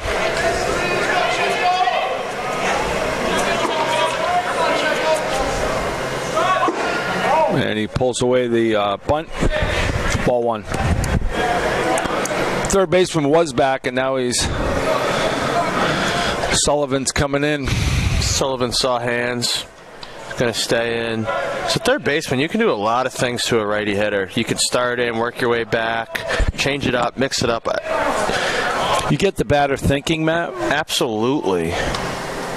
Because once the pitcher lifts his leg, your vision's really got to focus on where that ball's coming out of. And at third, you don't have to worry about that.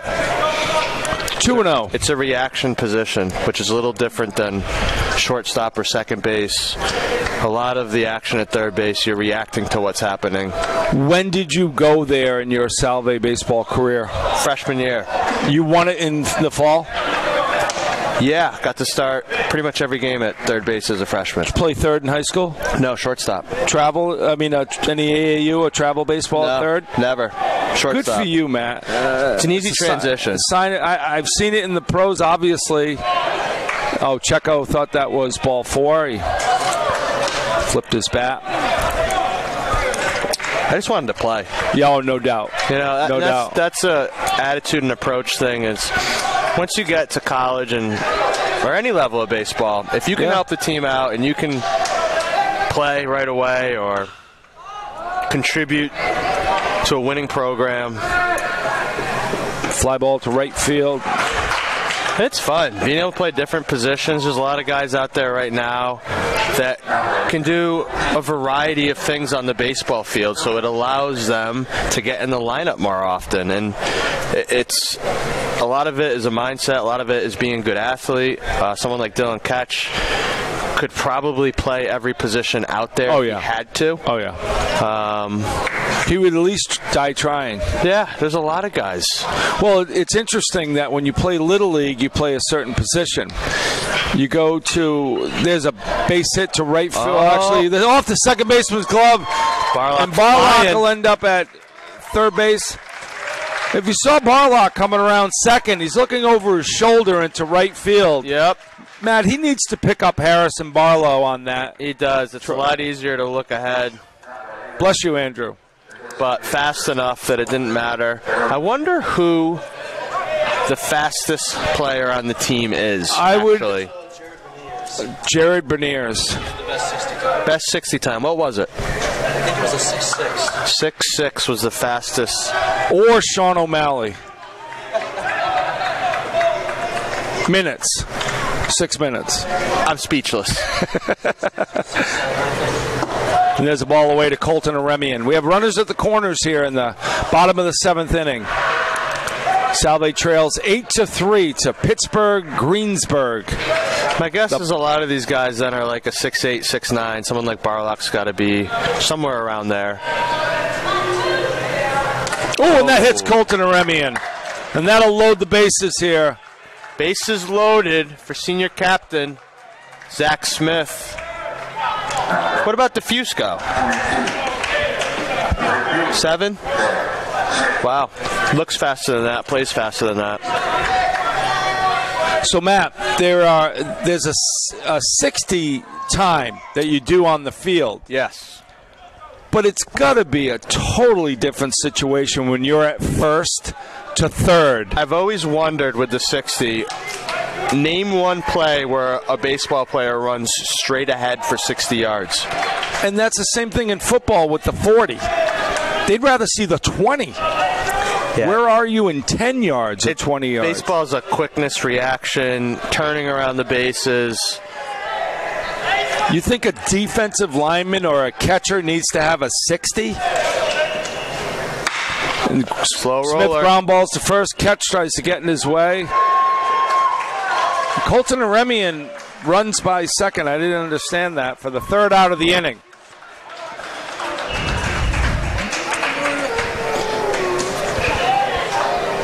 So there was 2 hits, 2 left. After 7, Salve trails 8-3.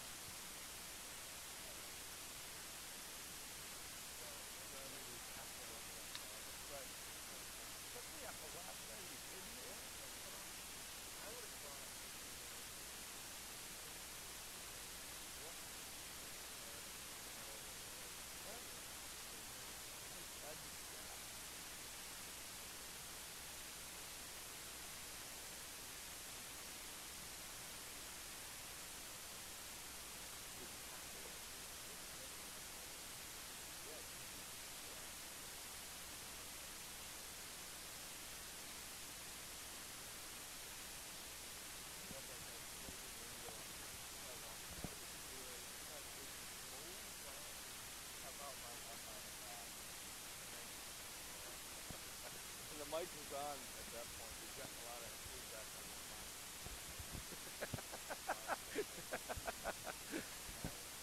You're promoted to lowly assistant athletic director. Where did I hear that before? I don't know. I read that in the bathroom, I think. I'm still at least a year away from the associate, so I'm just going to stay in the basement. Think about that. Way to come back. What a guy. All right, so same deal. Barlock's in center now for Lounge. Who? Jeremy Lukasiewicz. Parents are here from West Nyack, New York, where the McCourty brothers are from. Patriots defensive backs, Devin and Jason McCourty.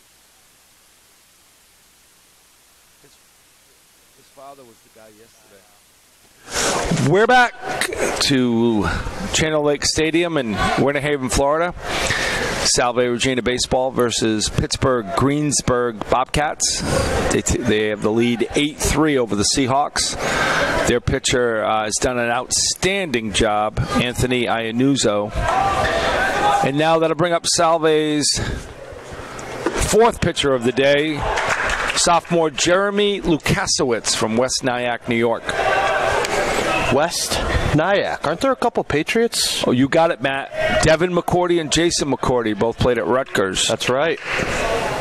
Oh, and he hits his first batter on the wrist. That's got to hurt Ben Green. That was just a backed-up breaking ball that didn't break.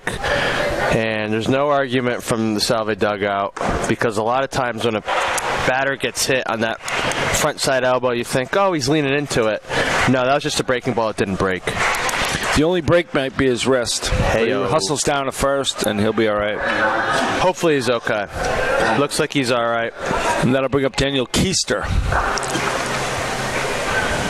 He had a base hit in the first, struck out in the third, walked in the fourth, and had a base hit and an RB, scored a run in the sixth. Had a busy day. Played a solid shortstop. He has made every play for his pitcher. That's it. They've made every play today. There's ground ball foul. Third base coach gives it a huge duck. Will Ginsburg comes up with the ball down. Protecting his teammates. What a guy. Phenomenal play by Will Ginsburg. Was it that good? He may want to work with Eric Sorella, who had an error coaching third. Yeah. He's leading the team in errors at third. I don't know coaching if he's third. leading it, but he definitely has one. Nobody else has one. Harrison Barlow has none. Oh, he's been immaculate over there. So I'm just saying, I just read the stats. I don't create them. I thought you were judge and jury. No, that's and peanut gallery. Lukasiewicz is ready. He'll face Keister. Ball in the dirt. Nice block by Catch. Dylan Catch. I got to talk to him tonight, man. He's got. Can you bring him like Advil, 3 bags of ice, and a gallon of Gatorade? Yeah, maybe we can get the old hot tub going at the Days Inn. Kid works extremely hard. But anytime you see him, the biggest smile on his face, ready to talk baseball, wants to play every minute of every day. Just a pro. He's the type of player that, if he gets a little bit more vocal, is going to be an outstanding leader. He already is, quietly. But he would make a really good coach someday, too.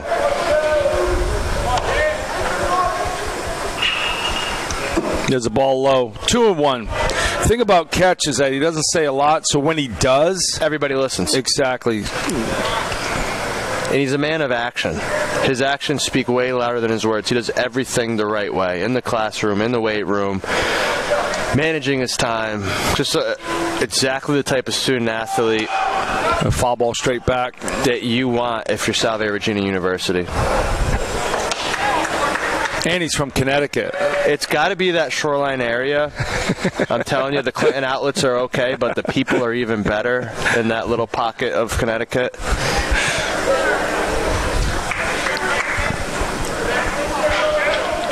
Lukasiewicz is ready. 2-2. Looking for a ground ball right here to spin it. And he'll dump it in the dirt. Catch will come up with it. Nice job by Green getting a huge secondary jump on the bounce and getting it to second base. Bobcats have taken advantage of every single miscue by the Seahawks. They have, and there's been a few.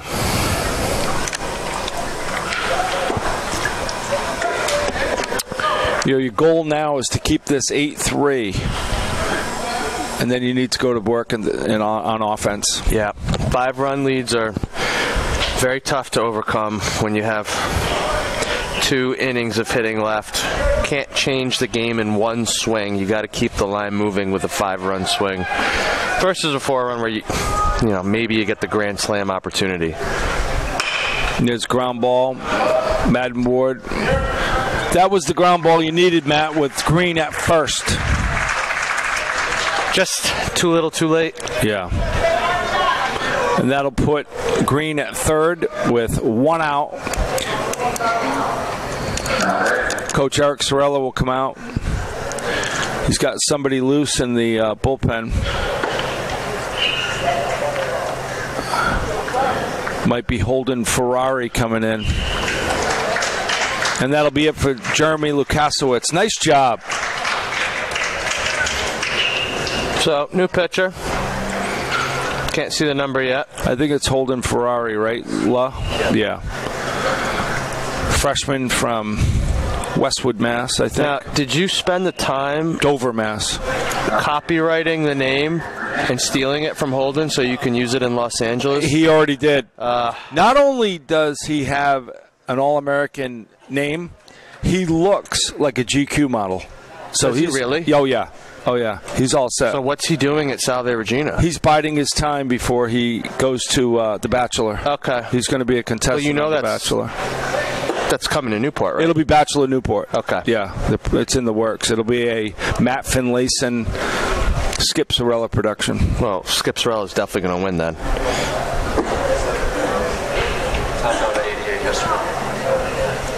He topped out at 88 miles per hour on the gun yesterday. That's a pretty good velocity from Holden. Now, some pitchers, like your son, are very good at coming back the next day. Other pitchers, it's really hard. And I think this is something that the coaching staff might learn from Holden. Is he able to do this? And a lot of times it's not the pitcher's fault. It's just, is their body or the way they throw, does it allow them to pitch back-to-back days? Because that's not something easy to do. No, you get Matt. warmed up in the pen, you throw 100%, and it's a lot of effort. And sometimes your arm's tight, it's sore, and it takes a day or maybe two. So this is interesting, and if Holden doesn't do well, it could be something where, maybe he's a little tight from yesterday. Yeah, exactly. You bring up Jonathan Lynch, who would pitch on a Monday, we'll say. He would not ice Monday evening because he had the chance to pitch on Tuesday. Once he pitched on Tuesday, then he would ice after Tuesday because he knew he wasn't coming back Wednesday, unless the coaches told him to get loose. Gotcha. So it was a thing he knew if he went back-to-back days, 90% of the time, he's not going to throw that third day. Correct. And so he wouldn't ice. Icing kind of froze his shoulder, if you could think about it. Wow. And it was more elbow for him. Ball one. And the key to the pitcher himself is to know what he needs to do last night. Yeah. Holden knows what he needs to do last night to prepare to be ready for today. Coach Eric, there's nothing he loves more for a relief pitcher to come back-to-back. He loves that. Infield in here, 2-0, 1 out. Top of the eighth inning, 8-3 Bobcats. And there's a ground ball. Snubbed. And they'll throw it home. And he's safe. He slid under the tag. That was a slow roller to second base. Very slow roller. Nate Base Curley runner got a great jump. Looks safe from up here. Eric's coming out. Maybe he saw something we didn't. What'd you have there? What'd you think, La? I thought he slid under the tag. And the challenge with that, Curley made a nice play, Catch made a nice play. The ball took forever to get to second base. Yes. Soft contact. Base runner, nice slide. Clean slide into the back of home plate and extends the lead here to 7 runs. Now Tyler Holland is at first base.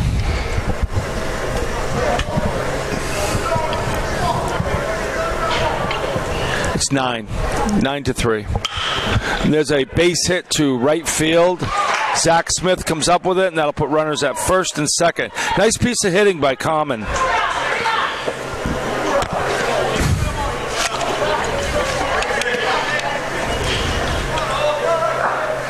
It's 9-3.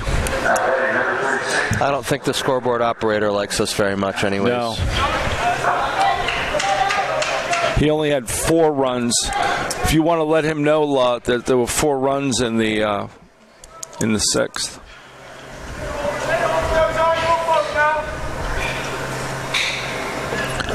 Ferrari's ready. Nice pitch on the outside corner to the right fielder, Evan Johnston.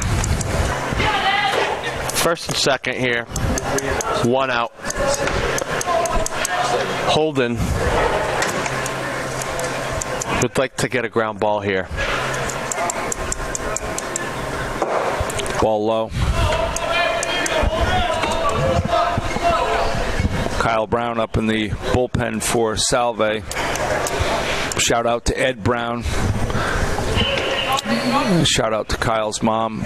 Now, can people like write in and pay you on the side a certain amount to get shout outs? No.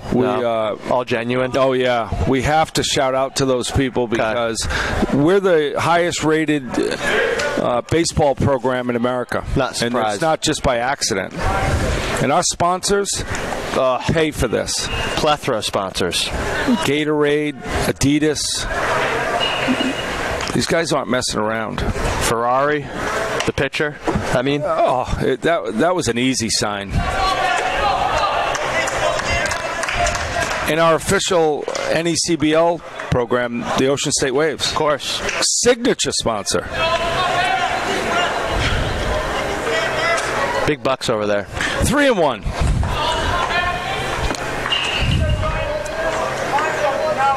Ferrari's ready. Foul tip to Evan Johnston, the right fielder. Donnie Perry runs out for the foul ball, and I told Donnie, I know you're a coach and you're probably the oldest guy in the dugout, but I just want to put a uniform on you because you look so good. Oh, yeah. He's the players last night were talking about Mr. Perry in the weight room. Sets the tone quickly.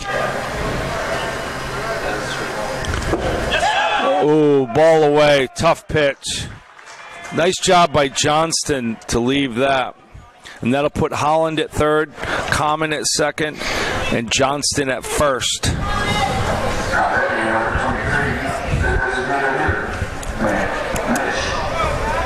Looks like Ferrari has a little less velo than last night. Yeah, he's definitely a few ticks lower on the radar gun. Competing, throwing some strikes. That looked like a pretty good pitch. And that ball gets away from catch, and that'll score Holland with the 10th run of the game. Runners move up. Yeah, in his first outing, you didn't really see him spike many fastballs, and this could just be a case where he's a little tired, a little tight, doesn't have his best stuff. Right. And Eric Sorrell is going to Kyle Brown, who looked pretty good yesterday.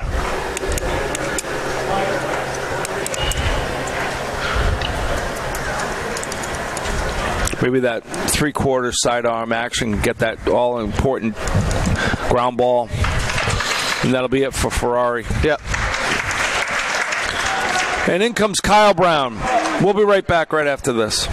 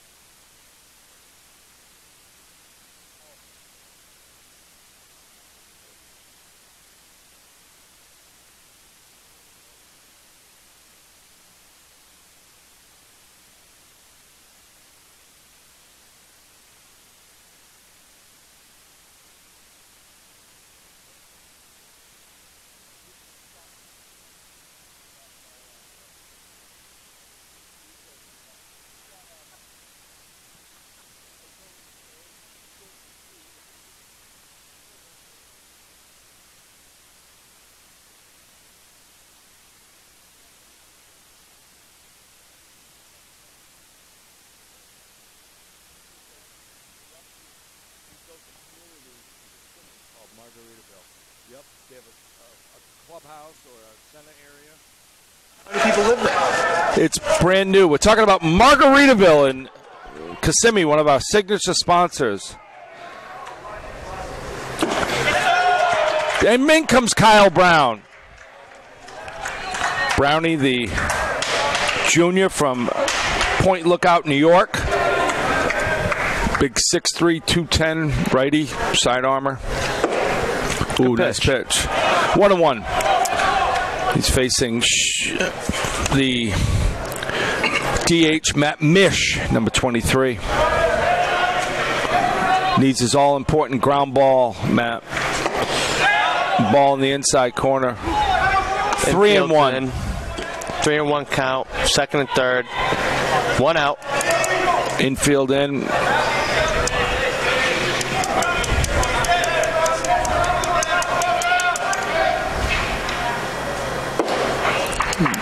Brownie missed low. He'll load the bases with Mish, because Brownie mished low. What was that? Matt Mish was at the plate, and Kyle Brown mished with his pitch. Get it? I got it. Anybody? Bueller? I think Brownie's ready. Bueller drove the Ferrari in the water. Nice pitch by Brownie on the inside corner to the lefty, Michael Sullivan. Was it a Ferrari? It was a Holden Ferrari. Oh. Thought it might have been a Bentley. That just got us $25 in the Salve Athletic Department every time we mention Holden Ferrari. Awesome. By Ferrari of Newport. 1-1. See if Brownie can. Corners are in. Middle infield's back. Inside pitch. Nice job by Ketch. Broken record. Dylan Ketch working hard back there. Does not stop working hard. Scoreboard doesn't impact how he's going to play the game. Ground ball. We'll come home with it for the force for the second out of the inning. Nice play by O'Malley. Took his time. You know how you said before at shortstop, would you rather have maybe just in general, a player that makes all the routine plays and the hard plays? Well, O'Malley certainly makes all the routine plays. Yeah. O'Malley had to go to his right. He's a righty, so he had to go to his right to snag that. And, Matt, again, you rush that thing, it sails into the fence. It does. Plants his feet. It makes the throw to Catch, and who's playing basically a base at that point. Exactly. And instinctively decides, this is going to be a tough double play ball. Let's not allow this run. Get the out. Keep a force play at every base. And now we have 2 outs. Brownie looks Mish back at second. Resets everything. Sorry, I missed that.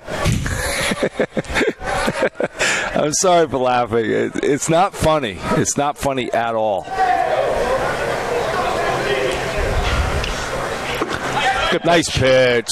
Wow. Looks like Brownie's been trying to land that pitch since he got on the mound. 0-1 to the catcher, Nick Ackerman. Ball away. Brownie might have the all-hair. He might be the captain of the all-hair team at Salve. Like for the worst hair or best? It's the best hair. What are you looking at? Brownie's hair, all of it, whole. I think you missed it. No, tonight we're going to have Matt Mish come, and we're going to have a hair contest. Ball inside. 2-1. The boys did their, I think it was done professionally by a hair salon, a stylist in Newport. See, I thought it was a pet grooming place that usually does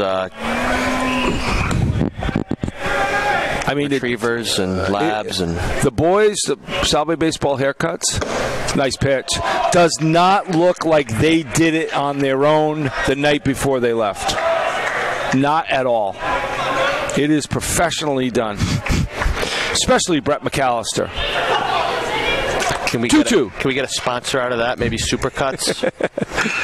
There's ground ball to Madden Ward. Tough fire up. Second. Nice job. Had to wait for that ball, Matt. Yeah, and that ball hopped up on him late. towards his chest, but fields it cleanly. Smartly goes to second base for the force play.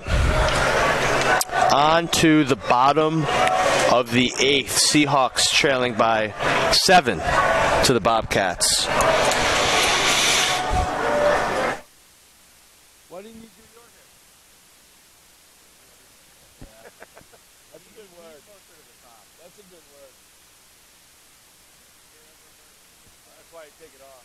Yeah. Take it off.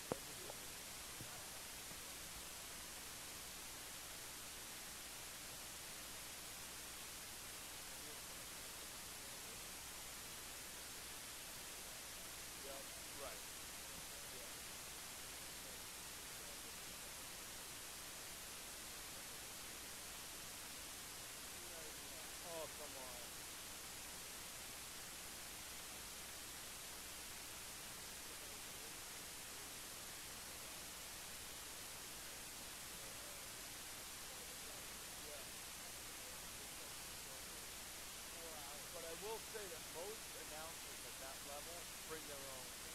I have my own small $499 Bose that I can plug in universal. I have all sorts of that. No, I mean, that's the things I have. The Bose or the top of the line. Yeah. And that's the thing. No. I only have 4 in the set. What you got? 1, 2, 3, 4. I have 4 in the set. That was the question. Ball's absolutely ripped.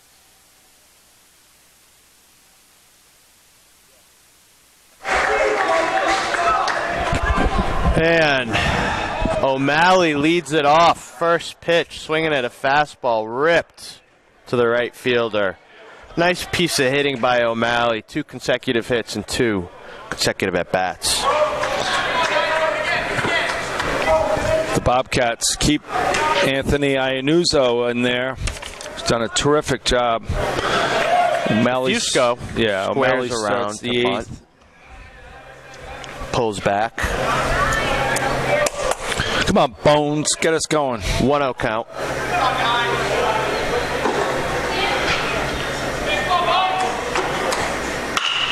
Ground ball to third, right under his glove. Going to go down as an E5, but putting the ball in play. Break for Salve.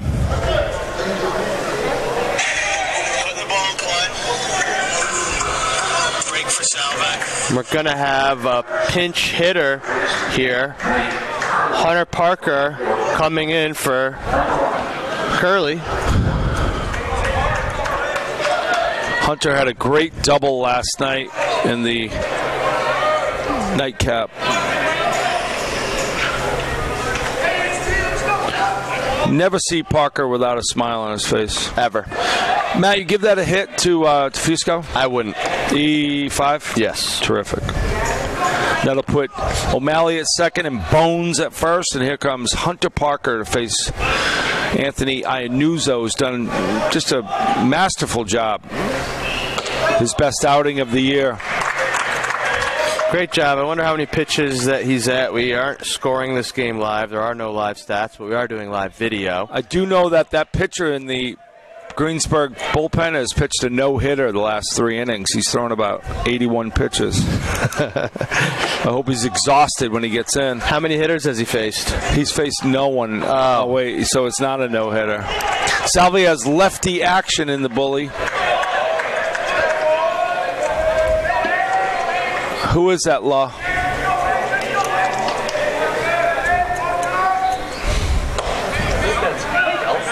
That's Keith Galfo from Leonia, New Jersey, number 15. You're right, lefty.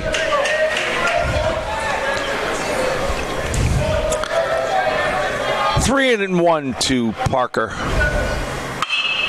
Towering fly ball to center field. Center fielder comes in and makes the catch for the first out of the 8th inning.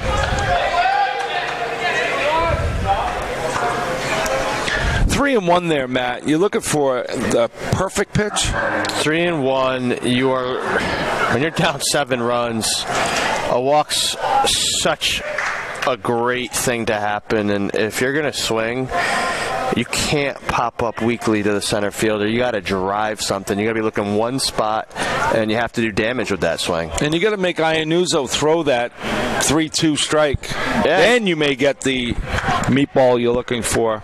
And Hunter Parker's got a tough strike zone to pitch to. Right, exactly. He's 5'7". Make it easy for Iannuzzo. Barlock down the right field line. That'll go for a long time. Barlock will be at second. O'Malley will score. Bones will score. And Barlock will be in second with a stand-up double. Barlock firing up the troops. A little excitement out of the Seahawks. Love to see it. Great job there by Barlock. First at bat of the day, pull side single. Second at bat, rips a ball down the right field line. 2 RBI double. And that'll be the end of, I believe, Iannuzzo's day. Nice job by the kid. We'll be right back with this pitching change. 10-5.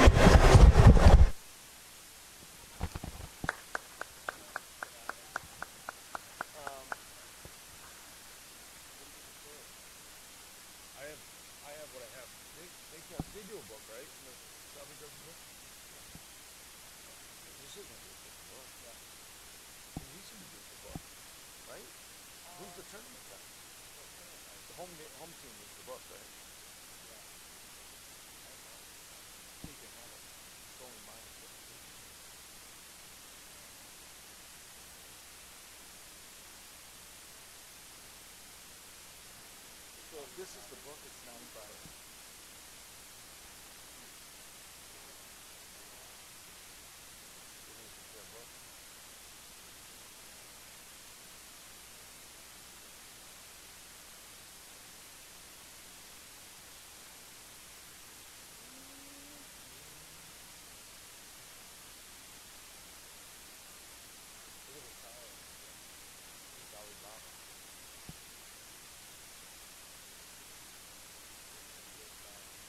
This guy made a huge mistake by putting another run for them in an inning that in the 7th inning. We just confirmed it from the 7th.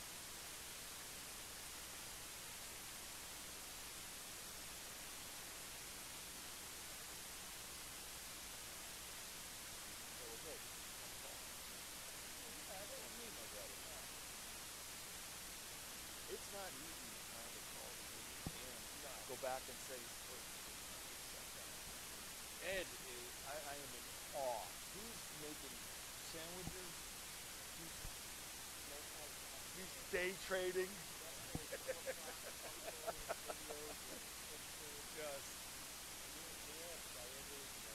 No way. No way. Sit here and watch what he does. You'll be, like I said, what number is this guy?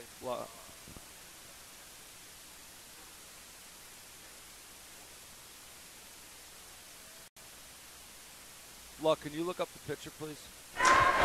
We're back to beautiful Channel Lake Stadium in Winter Haven, Florida. Beautiful. Love a ballpark where center field has a big hitter's eye surrounded by palm trees. Madden Ward steps in to face the new Bobcat pitcher, number 16.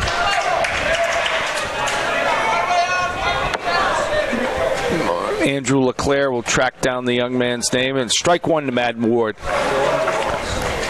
And that'll get it by the catcher. It should be a wild pitch. Barlock will go to third. And Dylan DeRoss will come in and quickly throw a wild pitch. So 1-1 with 1 out here.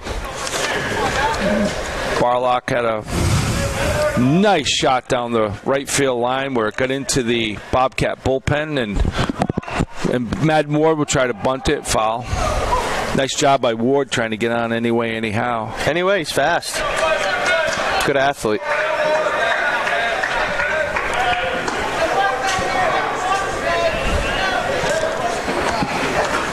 Dylan DeRoss. Is he from Connecticut, Matt? Yeah, same hometown as Matt Finlayson. Barlock. He's not from Connecticut. Not everybody is from Connecticut. So I just got past a bio that definitely is not a baseball bio. So I'm just going to pass this back over to Andrew. Awesome. Thanks, but no thanks. Thank you, Andrew. We don't need to know his Facebook status. Goals, shots on net. I think we're looking at a hockey bio, but nope, this is a pitcher. There's a ball coming in from the Bobcat bullpen.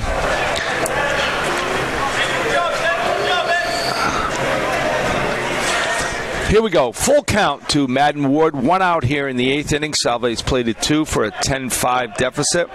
They have Zach Barlock leading off third. Great lead. And low, ball 4. That's what you don't want to do as a relief pitcher, right, Matt? You don't want to walk the first guy you see. You're pitching with a lead. The last thing you want to do is give away free bases or free runs. So, Matt, do you literally want to come into the game and have the baseball hit a bat? If you're him, over a walk, definitely. I mean, you'd love to work ahead and get a strikeout, but you're attacking the zone. Here, Madden, hit it.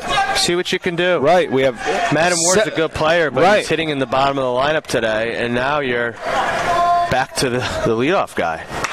Checo, big swing and a cut. Healthy hat. Nice job, Checo. Ciesco's had a nice Florida thus far. He had a nice double down the line. I believe that was Friday. It seemed like it was 3 years ago. Ball upstairs. All this warm weather and the heat. I don't know. Have we been down here for 3 weeks? I know I'm not going home, Matt. I think I have 3 days left, so no, it's winding down quickly. No, your car's broken down. You need to stay. The Corolla rental is broken down? Yep, so you need to stay. Uh-oh. Don't tell budget. I'll call Jody.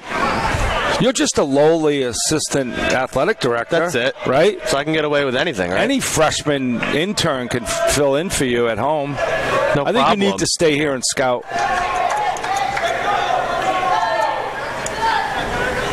And there's a base hit to center field by Checo. Big hit. Nice job.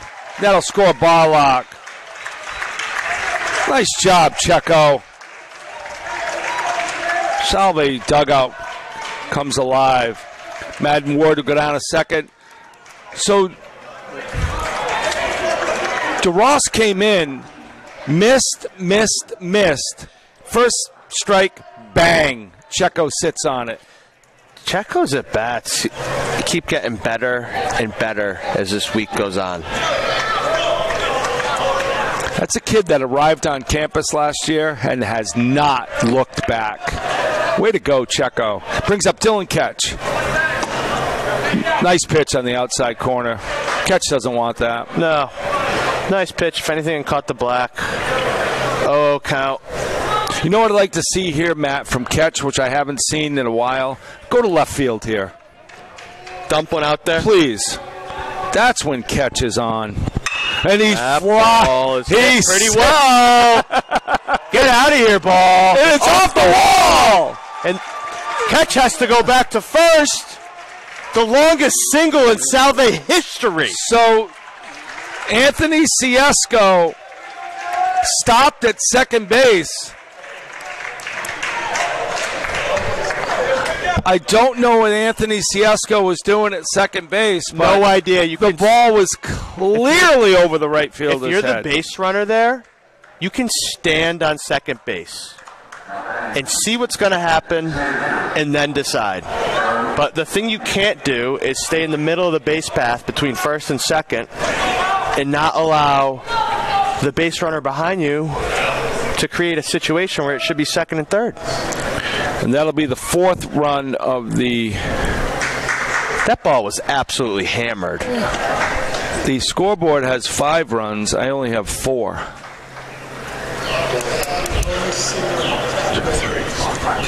I have 7, 10-7. That single reminds me of the second longest single in Salve history, hit by my former roommate, John Donahue. But his was an injury reason where he rolled an ankle. This was a different scenario where Dylan Ketch just couldn't go to second because it was occupied. But that ball was hit about 370 feet. Would have been a home run in most ballparks. Either way, the line is still moving. Tell him it's. Please ask the Andrew. Please ask the scoreboard operator. It's 10-7.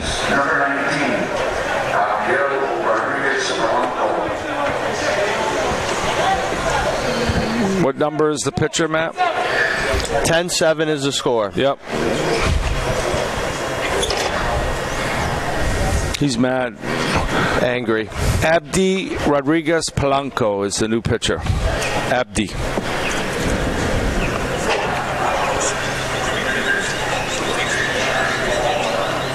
So we have a 10-7 ball game here. Scoreboard has been a little inaccurate today, but it's early in the year for everybody. It's too cold in the booth. Yeah, they have air conditioning and it's 58 degrees in there. Freezing. Enough for a hoodie. So Abdi Rodriguez Polanco will come in with 4 runs. Salve has plated 4 here in the 8th for a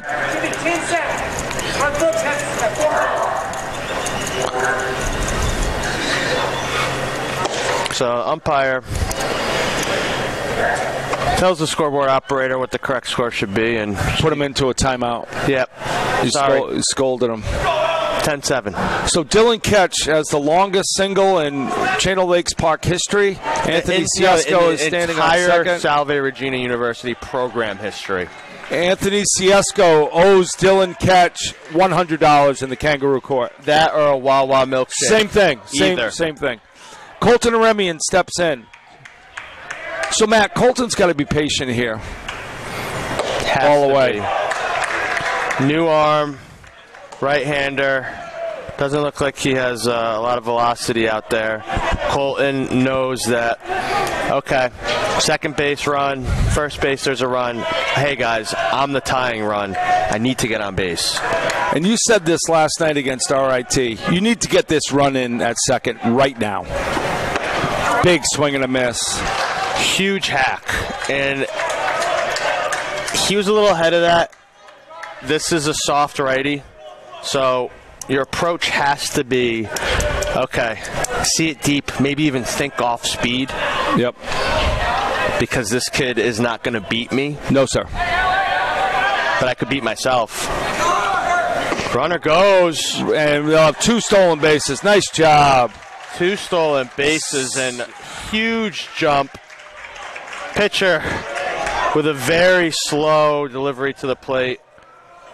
No chance for the catcher to even attempt to throw there, and made the smart move by just holding on to the ball. Matt, I know it's early in this kid's outing.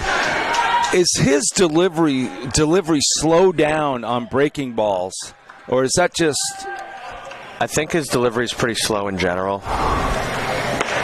Ball. Oh, very generous strike on the outside corner. Very generous strike call to Colton in his home state of Florida. I will say it might be the most questionable call he's made. He's done a really nice job thus far. Definitely. There hasn't been any... But let's stay the same for the last 2 innings here. No doubt. I can't stress enough consistency from an umpire. That's all. That's all you want. Colton ground ball to second. That'll score a run, and that'll be 2 outs in the 8th. So Checo comes in with the 5th run of the inning. Colton is out on the fielder's choice. So Checo's base running there changes this whole inning. Steals third, which allows, of course, the always savvy and aware Dylan Ketch behind him to take second and third rather than first and second. Ground ball up the middle. Oh, wait, there's no double play in order anymore. Here's a run, guy on third, 2 outs, and you have your cleanup hitter up. Yep. He nubs one, but it's going to be a tough play. Nobody's at first. He beat the pitcher. He does. Save, and that scores a run. Nice job by Smith on the infield single and the RBI. Had a little masse on it. Nice job. Looked like a billiard shot. They missed it. And that'll score Dylan Ketch. And that'll make it 10-9 Bobcats here in the 8th inning. And Salve is not done. They batted around. Sean O'Malley led off about an hour and a half ago with a base hit and scored a run. I would love to see O'Malley get into a ball. Like if I'm telling him what to do here, it's don't do too much. But the fact we're back here, I'd love to see him hit the scoreboard or something and have his first college home run. Matt, is the key to O'Malley's at bat patience and stay back? Yeah. This kid's throwing about 49 miles an hour. Stay back, buddy. And that'll No be chance. Zach Smith will be sliding into second, and now he's in scoring position. Should be a strike. Umpire has not made the call yet. Hasn't made the call yet. Oh, yeah, 0-1 to O'Malley. Okay. Now O'Malley needs to go to work. Go to work. Stay patient here.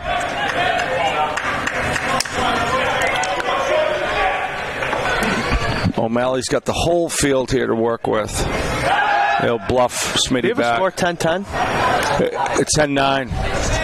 Yeah. 1, 2, 3, 4, 2, 4, 6 runs in the 8th. Tell them. 10-9. Tell them. They're going to go crazy. They think it's us, too. We don't have the Good. scoreboard. He can think all he wants. Dude. Hey, the SID at Pittsburgh Greensburg is laughing out loud because the scoreboard operator has 10-10. So now it's tied. I think it's tied now. Sean O'Malley's ready. 1-1.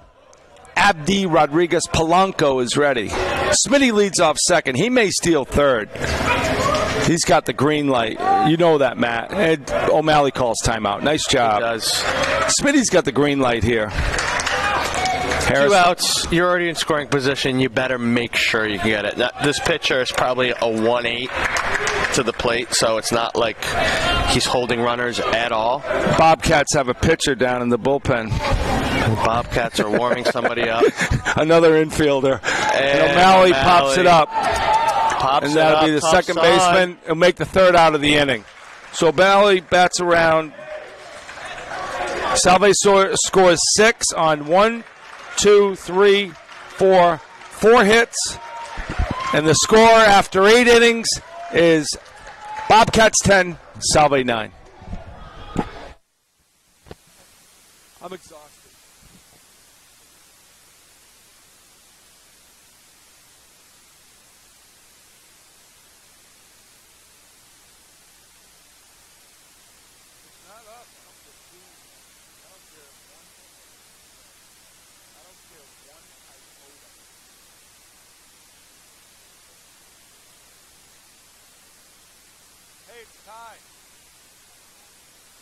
I just gave him $2. It's 11-10 Salve.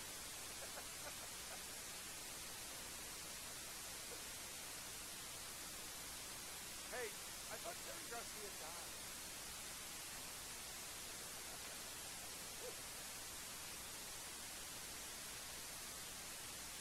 Is that Ginsburg?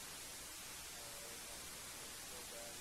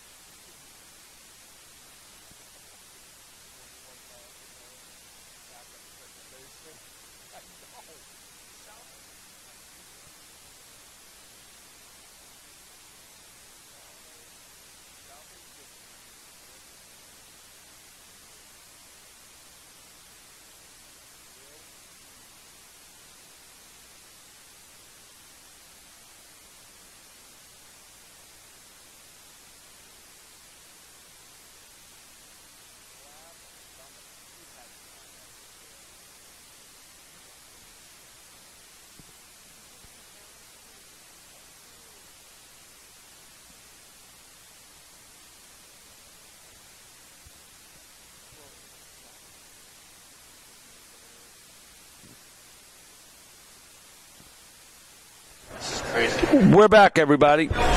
Matt Finlayson, Brian Lynch, along with Andrew LeClaire. Salve has scored 6 runs in the 8th inning. Last night they scored 5 in the 8th inning. I like the 8th inning, Matt. 8th inning seems to work well for us, so we'll keep putting up quicker numbers in the 8th, and now on to the 9th. So Hunter Parker goes into second base. Anthony Ciesco is at third. Checo's at third. Checo looks pretty good over at third base. I think he was a high school shortstop, and sometimes if you're a shortstop in high school, you can transition to the other. Big sweeping curveball from senior Will Ginsburg. Nice Salve's 1, 2, 3, 4, 5, 6, 7th pitcher. Defense is the same.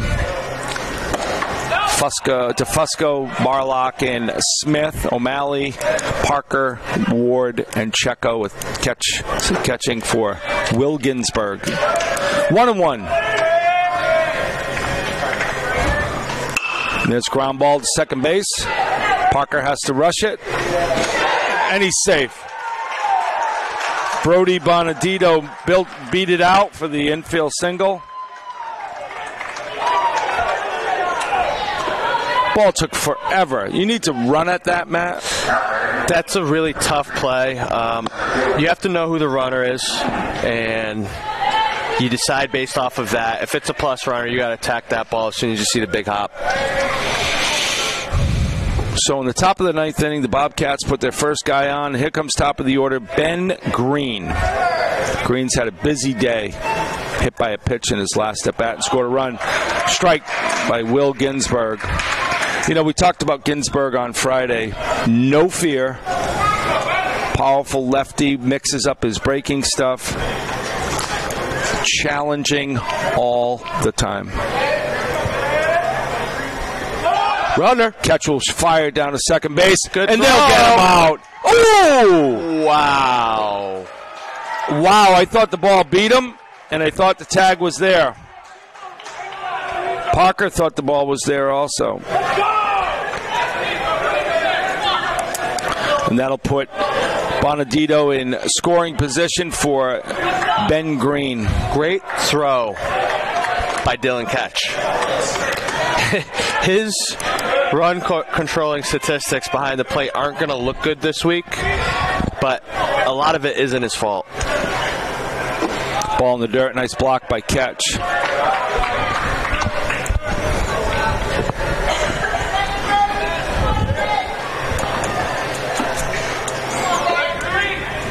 One and two.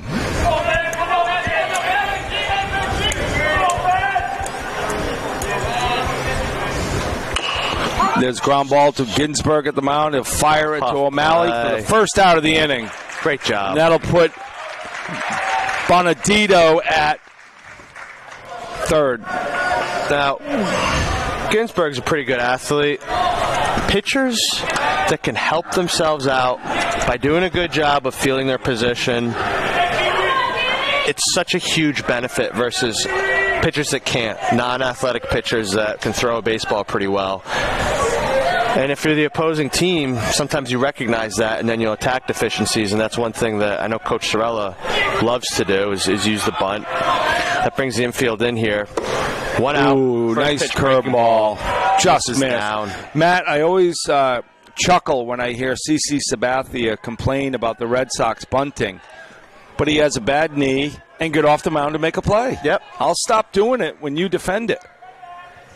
And there's a big swing and a miss by It's Daniel just like Keister. an injury in the secondary of an NFL defense. Guess what offensive coordinators are doing? Attacking that. What, I'm going to stop bunting because And you're Brian, hurt? I think actually your biggest fan crew just showed up to the park here, and they're walking right in. There they are. The ball gets by Catch, and that'll score the all-important 11th run for the Bobcats. That'll make it 2-1 on Keister. That was a terrific job by Greensburg manufacturing that run. I want to thank Andrew LeClaire for holding down the broadcast today with our production management and providing all of our Seahawk fans listening in with the inning, the out, the graphics, all the fun stuff that makes the Seahawk Network so special and one of the best sports information providers. There's a base hit to left field, Matt. Going to be a play at second base, maybe? Nope. And then he has a slide-in double.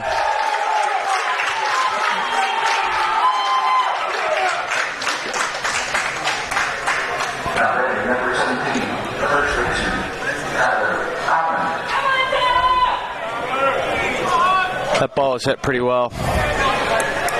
Nice spot.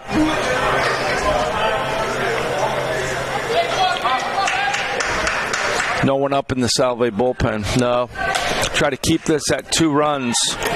And I know Greensburg wants to do well for his team more than anyone, and he's probably a little upset with himself. He hasn't had his best stuff, and a couple of his pitches have found barrels. But you just got to lock back in, believe in yourself, and try to get your offense back up in the bottom of the ninth. Give this. There's a shot down the right field line. Zach Smith will come in and make the catch, and Keister will fake the tag. Smitty with the gun to Ward. And that'll be the second out of the inning. I got to give credit to the University of Pittsburgh Greensburg baseball team, who was 0-6 entering today's game, and they have been relentless. They have. It seems like a pretty good group of guys down there. I know their sports information director over to the right of us has an outstanding sense of humor. Coaches seem to be doing a good job, and their guys are hustling. And they have some pretty nice uniforms as well. No, I have a feeling that, Andrew, we're not going anywhere for a while. Salve's going to score at least 2 in the ninth. And you're saying extras? Oh, it could be. We may win it in the ninth, but don't plan on leaving anytime soon, Matt. I was hoping to get 9 holes in. Well, remember, you have the extra hour tonight. So. Oh, that's right. I say you send a text to the baseball team in the dugout and say, please end this in the ninth so I can go play 9. Can we please?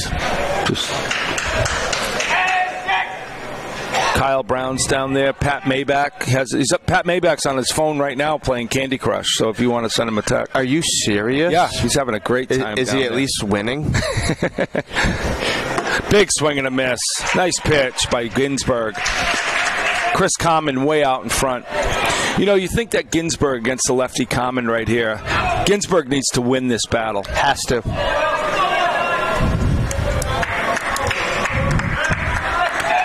Scoreboard operator here is whining to Andrew LeClaire that he has a lot to do. Have him sit with Ed Habishaw for a game. Runner. Foul ball. Foul ball. Yeah. But overall down here at the Russ Matt tournament, can't say enough good things about the entire operation. Oh, yeah. The fields, the maintenance, the accommodation's good. And the scheduling. Salve always has a pretty good schedule down here. But today, scoreboard operator has too many things going on. Ginsburg's ready on the 1-2 to Common. Not the rapper Common, but... Oh, wow. You're so with it. Yeah, this guy is Chris Common. The other guy is just Common. Okay. Who's your favorite rapper? Chris Common. Okay. This guy. It's not like Biggie or No, Jay-Z? the left fielder for Pittsburgh Greensburg. Well, I know your favorite DJ is DJ Khaled. Exactly. DJ Khaled's the best.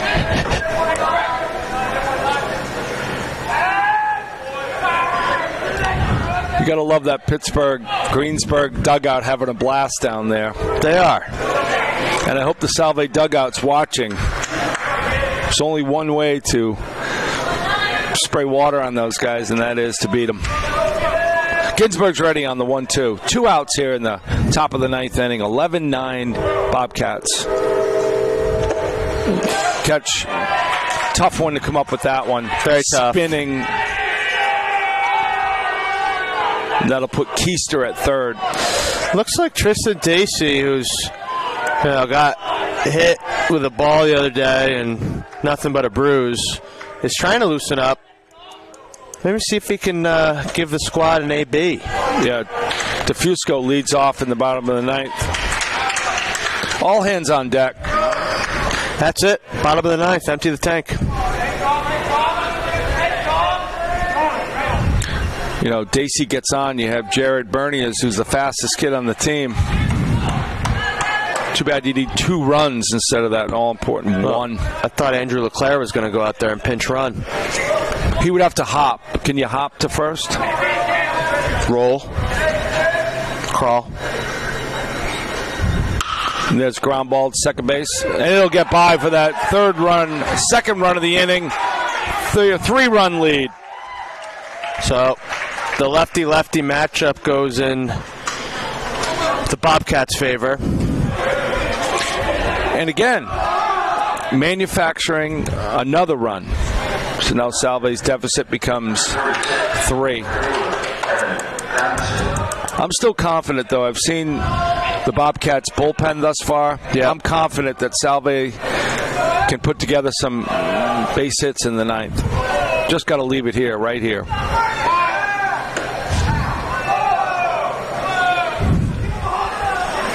A little good Greensburg, sportsmanship over there. Oh, yeah.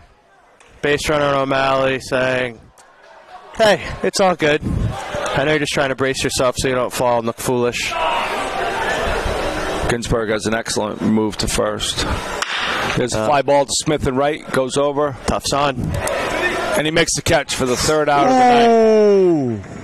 He's up, though. He's okay, folks. Tripped on the bullpen mounds over there. It's always tough when you're looking at the ball and, oh, wait, there's a bullpen mound out of nowhere. Exactly. It's like a burn. Gets you. 3 hits. A man left. After 8.5. Pittsburgh, Greensburg, 12. Salve Seahawks, 9.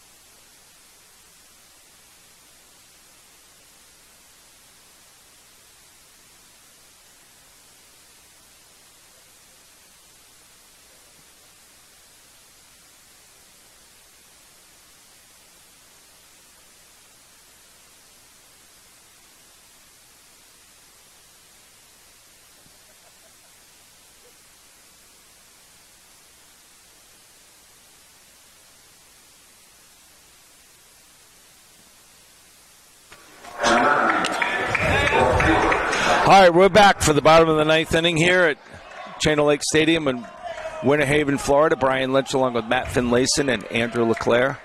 Michael DeFusco will come in and face Abdi Rodriguez-Polanco. Number 9 from East Greenwich, Rhode Island. It's not East Greenwich, Connecticut? There's a Greenwich, Connecticut, but not sure about that East Greenwich. Bones will see ball 1 from Rodriguez-Polanco, and he'll see a strike. What do you think the velocity is here from the Bobcat pitcher? 65. It's amazing. His delivery is as slow as his velocity, but we'll see. That could be really tough on a hitter. We'll see if Bones can hit a gap. Foul ball. You know, Bones wasn't balanced there in his at-bat. It's like he's reaching to foul that ball. It's incredibly tough when you've been facing 2 starters yesterday that were both upper 80s, too. Now having at bat where you're facing a velocity that you haven't seen since middle school. Right. And I've often seen the Seahawk offense have success with 94 versus 84. This is 64. It's really difficult. Personally, I always struggled against very soft arms. You know, once through the lineup or once through, a couple of batters, it's extremely effective. And there's a line drive to center field for the first out of the ninth. Good swing. Just hit it too hard. Good swing. Michael DeFusco giving Hunter Parker some advice on this pitcher. Matt, do you step on the grass and face this kid, or definitely up in the box? Yeah. Obviously, if you're on the grass, you'd be out, but you're taking a pitch.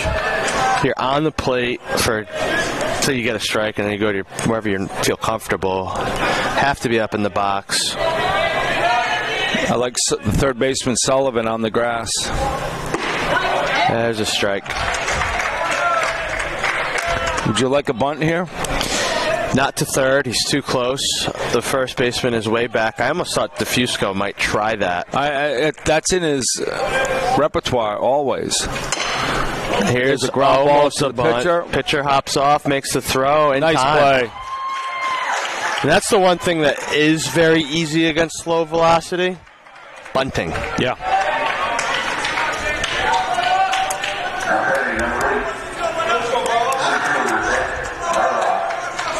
That'll bring up Zach Barlock with 2 outs in the bottom of the ninth inning. Salve trails 12-9.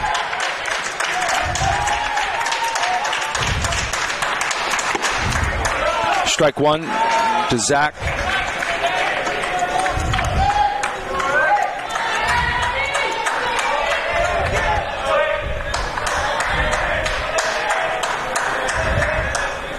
Barlock had a double and run scored in his last at bat. See a ball up top. See if we can get this with 2. 2 outs, bottom of the ninth. Madden Ward's on deck. Seahawks trail by 3.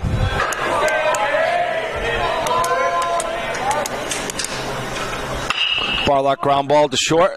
Keister comes up with a backhander, and that'll be it. Nice play.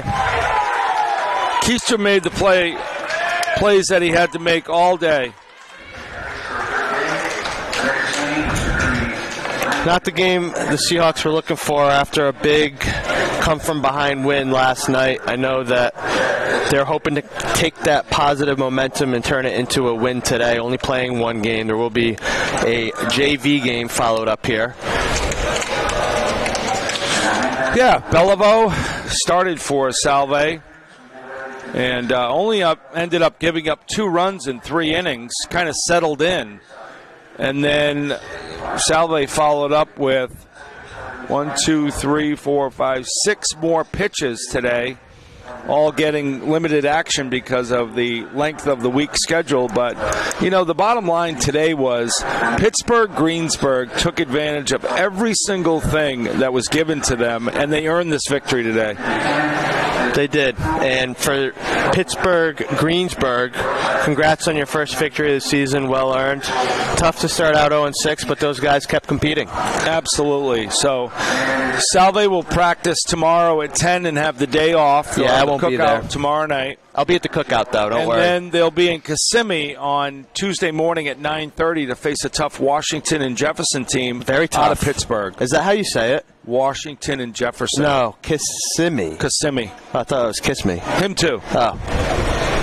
Well, thank you, Brian. Always a pleasure. Always, thank you, Andrew. Matthew. For Andrew LeClaire, for the venerable one, Matt Finlayson, I'm Brian Lynch. Thanks for joining us. Goodbye, everybody.